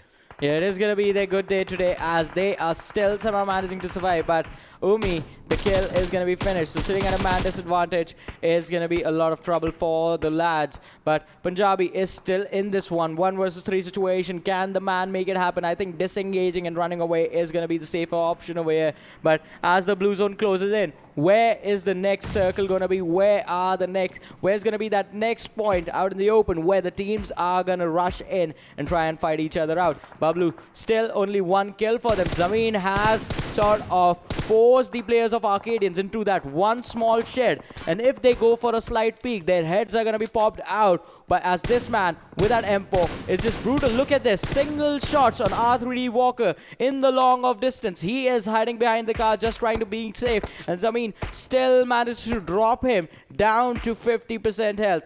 But he is looking for the finish. He wants to get those kills for his team, wants those points for his team as well. But once again, splitting attention is gonna get you in trouble. If you're focusing on one team, you need to stay focused on them, but be aware of your surroundings at the same time. So taking fights in 2 different directions is going to be risky, but that is what Bablu's speciality is. As you saw, all the 4 players, they are positioned in a way wherein they can fight 4 different teams. VFxOXY is going to be in so much trouble as Team Wolf is quite close to the players, and Tyrant is looking to take him out. They are looking to take all the fights that they can, and Tyrant, obviously being the IGL, will be ready for all the fights that will be thrown at him. HFD Murtaza goes down as NES Sensei was trying to take the pressure on the players out there. And look at this Ghost with that mini 14 still managing to connect some of the shots on the players, or either it was from the other side as ROG needs to charge into the other area. After the eSports mark their exit right now, 12 teams remaining, and the circle is fairly small, and this is an open area circle, if not the compound circle right now. It's a Somi still trying to take the players down. Playzone takes down R3D's Walker. Nexus Wolf goes down, and Playzone eats up HFD Murtaza as well. R3D Endobis goes down by 2x. So 2x is also in the fights right now. In the fighting scenario, Public goes to moves in, takes down Nexus Taha, and that is going to be 1 player taken down, and the kill confirmation just might come in really soon. But look at this. The player is fairly close to them. Now they spot the players. Now they know that there are players out there. Bablu Zameen is going to be taking the TBP. He's going to be pressurizing the players out there, and with just 2 or 3 more shots, they are going to be taking Nexus out of the equation. Nexus still surviving with a low amount of players right now, and Bablu's players, they need a revive as soon as it can happen. DFUZeOXY also in this equation right now. They're still trying to take the fights for themselves if the fights are going to be happening.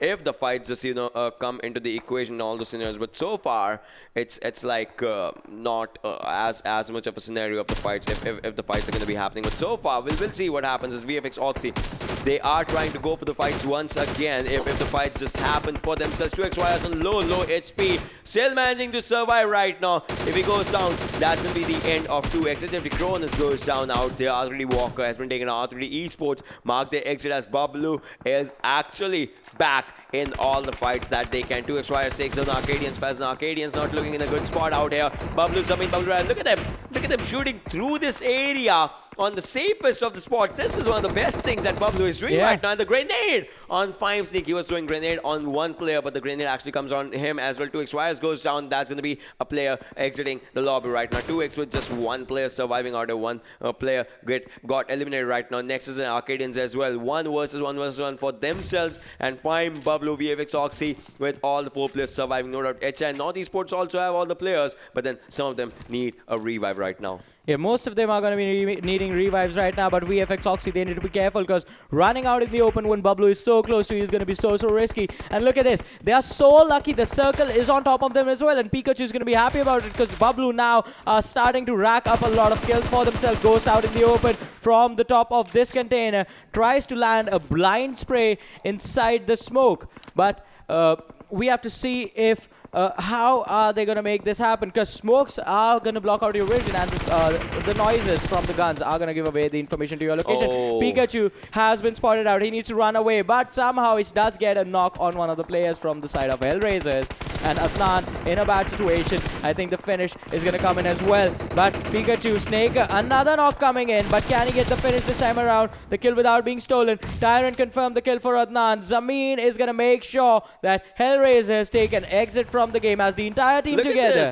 Look at this. 1 player from Bablu is on the domination. The other one is on the grenades. They are going all in with everything right now. And Team Bablu, I think this won't be a wrong statement to say that they are actually back back in all the fights right now. We'll have to see what happens. Fyme is out there with all the players surviving. TeamvfxOXY with all the players surviving. Bubble with 3 players out for themselves, but they have 8 kills for themselves. Okay, will this be the comeback game that we have seen them and known them for? VFX played Oxy. Now Team VFX, they have all the 4 players, but then they are being taken down in just one house. Arkadians mark their exit as Fyme Predator takes up the fights with them. Pablo is in one compound. One good grenade can just take this team out. Team H also gets eliminated on the 7th. Now, TeamvfxOXY is surviving with just 1 player. Other than that, each and every team has 3 or 4 players for their bank right now. Bubble, Rogue Nation, NortheSports with all the players, but then NortheSports Amma has been taken down by Fyme more too. So Fyme as well with all the 4 players surviving and 7 kills for them. Fyme Predator goes down with a grenade out there. Now he needs a revive from Reaper Oxy. I think this guy can be the reason of the demise of Fyme squad out here. If he goes for one more grenade, that can just take everything out. But Fyme Sneak is moving in forward. Reaper Oxy, this can be a bad push from this guy. Has an AKM, is moving in, knows where the players are, takes down one easily out in that one. Bubble Predator is out there. Rage Oxy takes on Fyme Khan as well. So Fyme is in a bad spot. Fyme Moto has been finished out there. Team Fyme gets eliminated on the 6th. This was not supposed to happen, but this just happened out here. Yeah, this just happened, and we will definitely see what the results of that happening is going to be, as VFxOXY sitting on 5 kills right now. Can they push themselves for the chicken dinner? 5 teams remaining, 13 players still alive, and there is the winner for chicken dinner forecast.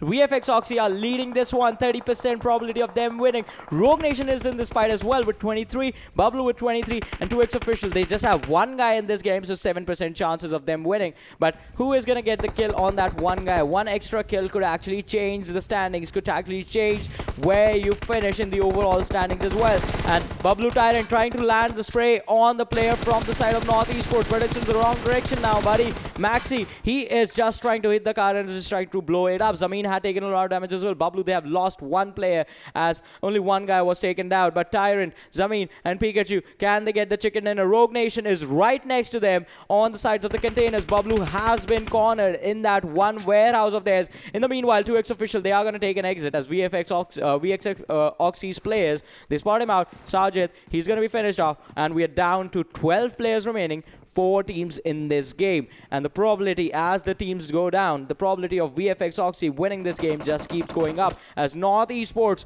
their players are going to be taken down in an instant to just 1 guy left standing. And Snow, if he dies, as I say that, not if, when he dies, we are going to be down to 11 teams, 3 players alive, Bablu with 3, VFX with all 4. Exactly, VFX with all 4. And did you just say 11 teams and 3? No, I said 3 teams, 10 people alive. You just check it out once again. Well, on the If other I hand, did, my bad.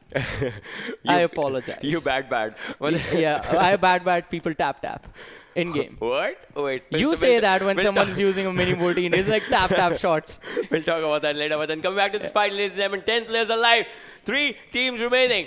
VFX played Oxy with all the 4 players out there, but then all the other teams are out there with 3 players for themselves. What's gonna happen out there as ROG is out here surviving, and Bablu is kind of in the sandwich spot, and they should not be in this spot. No, the circle is on him, but in just a matter of seconds, the circle is gonna be shifting from themselves. Will it be out in the open? We'll have to see. Where will the 8th circle be? 8th circle is actually on Bablu right now. That is a sight of relief for them, but ROG will also be out there in the circle's vicinity.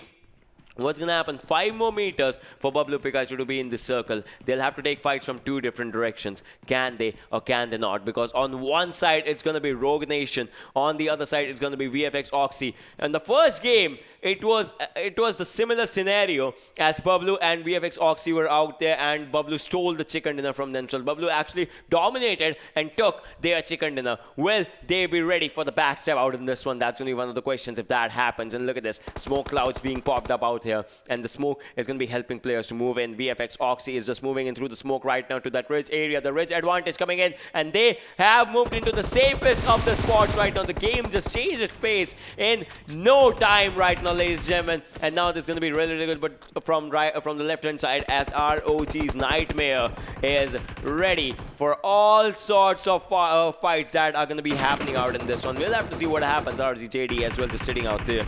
just sitting out here and just sitting, trying to take all the shots. DFUZeOXY trying to take down the players out there. PMCO had taken some of the damage, but then that is not going to be the damage is not going to be a lot. But now the Molotov was coming in. Molotov was kicking in, and ROG Nightmare goes down. Play zone takes down one play from VFX. That is going to be a bad scenario. The kill just might be taken away, and Bablu still inside the circle. Play zone just actually eats VFXOXY, Oxy Steel Wolf, and ROG's JD is low on health. One car blast takes down one play. Titanium on low HP. Titanium has nowhere to go. 6 bandages and is inside the circle. Cannot even heal battle right now because he has no area to move. 1 pixel of him is inside the circle, and through that is his hopes of staying alive. 9th circle coming in, ladies and gentlemen. 3 seconds, 2 seconds, 1 second, and the final circle kicks in. Which team is gonna win? As VFXOXY, Bablu, and ROG Titanium will be out there. Play zone eats up 1 play, so it's a 3 versus 3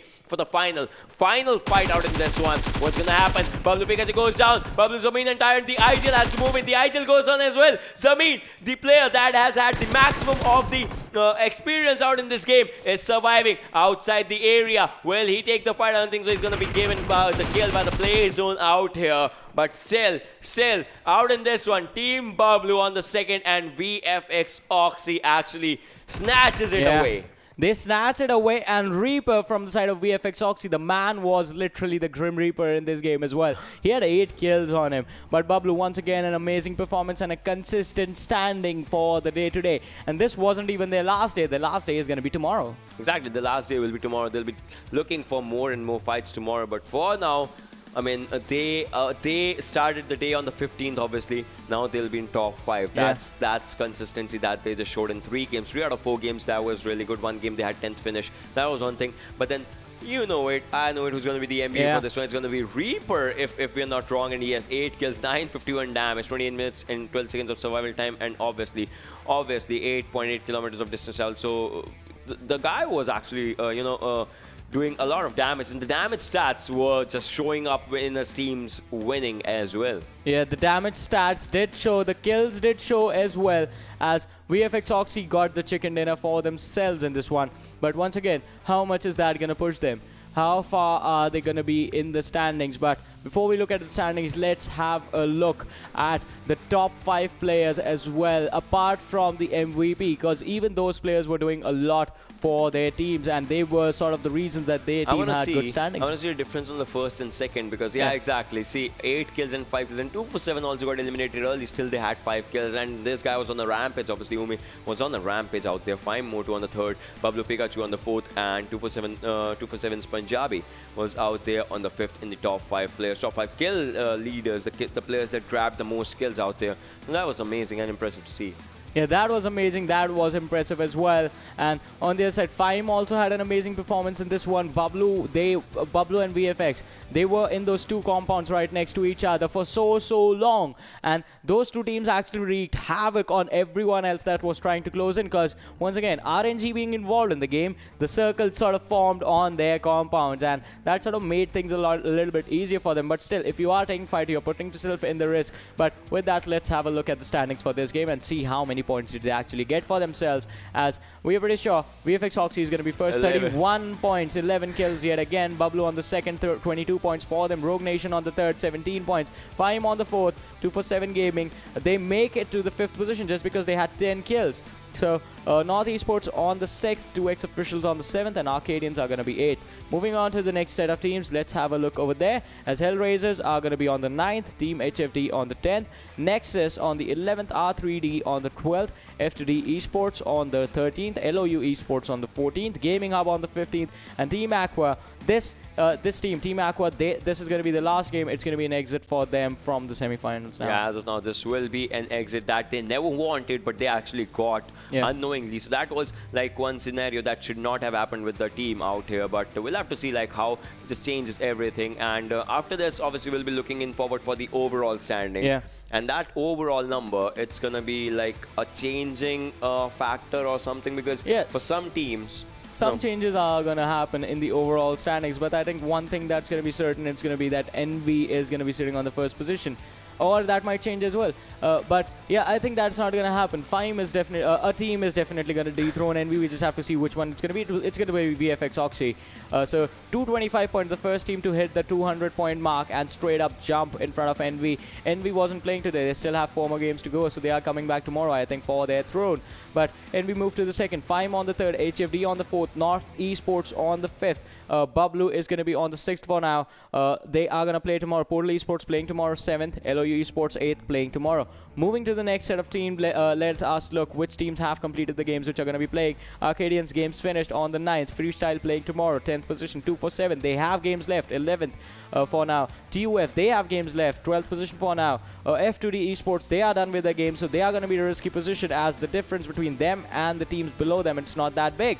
So F2D eSports, they are going to be in a lot of trouble. 13th position, games over. Nexus eSports, they have games left, 14th position for now. TeamvfxOXY, they have games left. Their games are over, but they are sitting on the 15th position and they are going to be at a really high risk as well. Hellraisers, they have games left. They are sitting on the 15th position, and there used to be a time when Hellraisers was up above Bablu in the overall standing, so they need to get back into the form that we know that this team is capable of. Moving towards the last, the danger zone, H2E, games remaining, coming tomorrow, 17th position. Gaming Hub have games remaining, 18th for now. Rogue Nation, they have games remaining, 19th for now. The difference between Gaming Hub and the team sitting on the 16th position, not that big, so qualification is still going to be an option. But for Rogue Nation as well, they need a couple of good names. RNG is going to be in trouble. They need chicken dinners coming in tomorrow. Otherwise, they are going to be in a lot of trouble and not going to be able to qualify. R3D eSports, they don't have an opportunity. The difference from there on out, it's going to be pretty massive. But unless you actually manage to get chicken dinners, that is not going to matter. Team Aqua, as we were saying, done with 16 games, 58 points, 23rd position. So they are the first team that we can say it's confirmed that they are going to be not making it in the finals. Exactly. They tried to give all in. They tried to give it all for the game, and they were all in the final game. It was like nothing to lose scenario, and still they were eliminated on the 16th position in that one as well. So that was quite heartbreaking for the team and for the fans that might have been supporting the team and also. That was one thing, but still, the other teams, they'll still be having a chance to actually, move in forward and move in further. Let's just have a look at the kill leaders as well, the overall kill leaders that where they are going to be standing out there. And Psych with 31 killed, 5,046 damage for himself, and Fyme Moto on the second. With 30, and Deadshot as well for the with 30. So we'll have to see which player actually just climbs up in the kill leaders department, because 31 and 30, it's not a lot of difference as well for now. We've played Oxy on the 4th, we've Reaper Oxy on the 5th with 26 and 25 for themselves. Moving on, Bablu Pikachu. Will it be Bablu's game tomorrow? You never know. It might just be out there as 22 kills for themselves. HFD Batsab on the 7th, FS Baba on the 18th, Wolf Oxy on the 9th, and NES is Sensei ending the day on the 10th with the 20 kills for his bag overall. Yeah, an amazing performance coming in from a lot of amazing players, but I think Psych is going to be in trouble as Motu is going to be contesting his first position spot, but he's going to be playing tomorrow, so he can actually keep his standing. But for that, he's going to have to get a lot of kills for himself as well. But as we say, teams from Group A, they are going to be done with their games, and tomorrow it's going to be B and C who are going to be playing together. But let's also have a look at the damage dealers as well and see which players are going to be in there. Okay, so for the first time, the switch is not going to happen as Psych and Deadshot are just going to be moved to the 4th and 5th position. Do you know what just happened? Yeah, they're still in the same slots, but just check. It's in the descending order of the kill leaders. It's 5, 4, 3, 2, 1. Oh yeah, it's 5, 4, 3, 2, 1 right now. I missed that one, but yeah, that is the descending order. So Blade is going to be first over here, Amer is going to be second, Moto is going to be third, Deadshot is going to be 4th, and Psych is going to be 5th. Okay, one thing is not in the order. Moto and Deadshot, they need to be swapped. That's out there, but then overall, like it's just swapping places. Sort of, almost. You guys almost got it right. You guys almost did it, but then still, here's the C. 5 to 7, 5 to 5, 6. It's almost, we can say like around that area. So close so far, like something like that. But obviously, they'll be trying to contest it tomorrow, right? Yeah, they are going to be coming in tomorrow, and Envy is going to be playing there as well. But we are going to be signing off for today. My name is Varun Super Johnny John. That is Ocean Sharma. Our socials are on your screens. You can follow us on Instagram, on Twitter, and we can cheer for our favorite teams together. But for now, good night, take care, bye-bye. We'll see you tomorrow.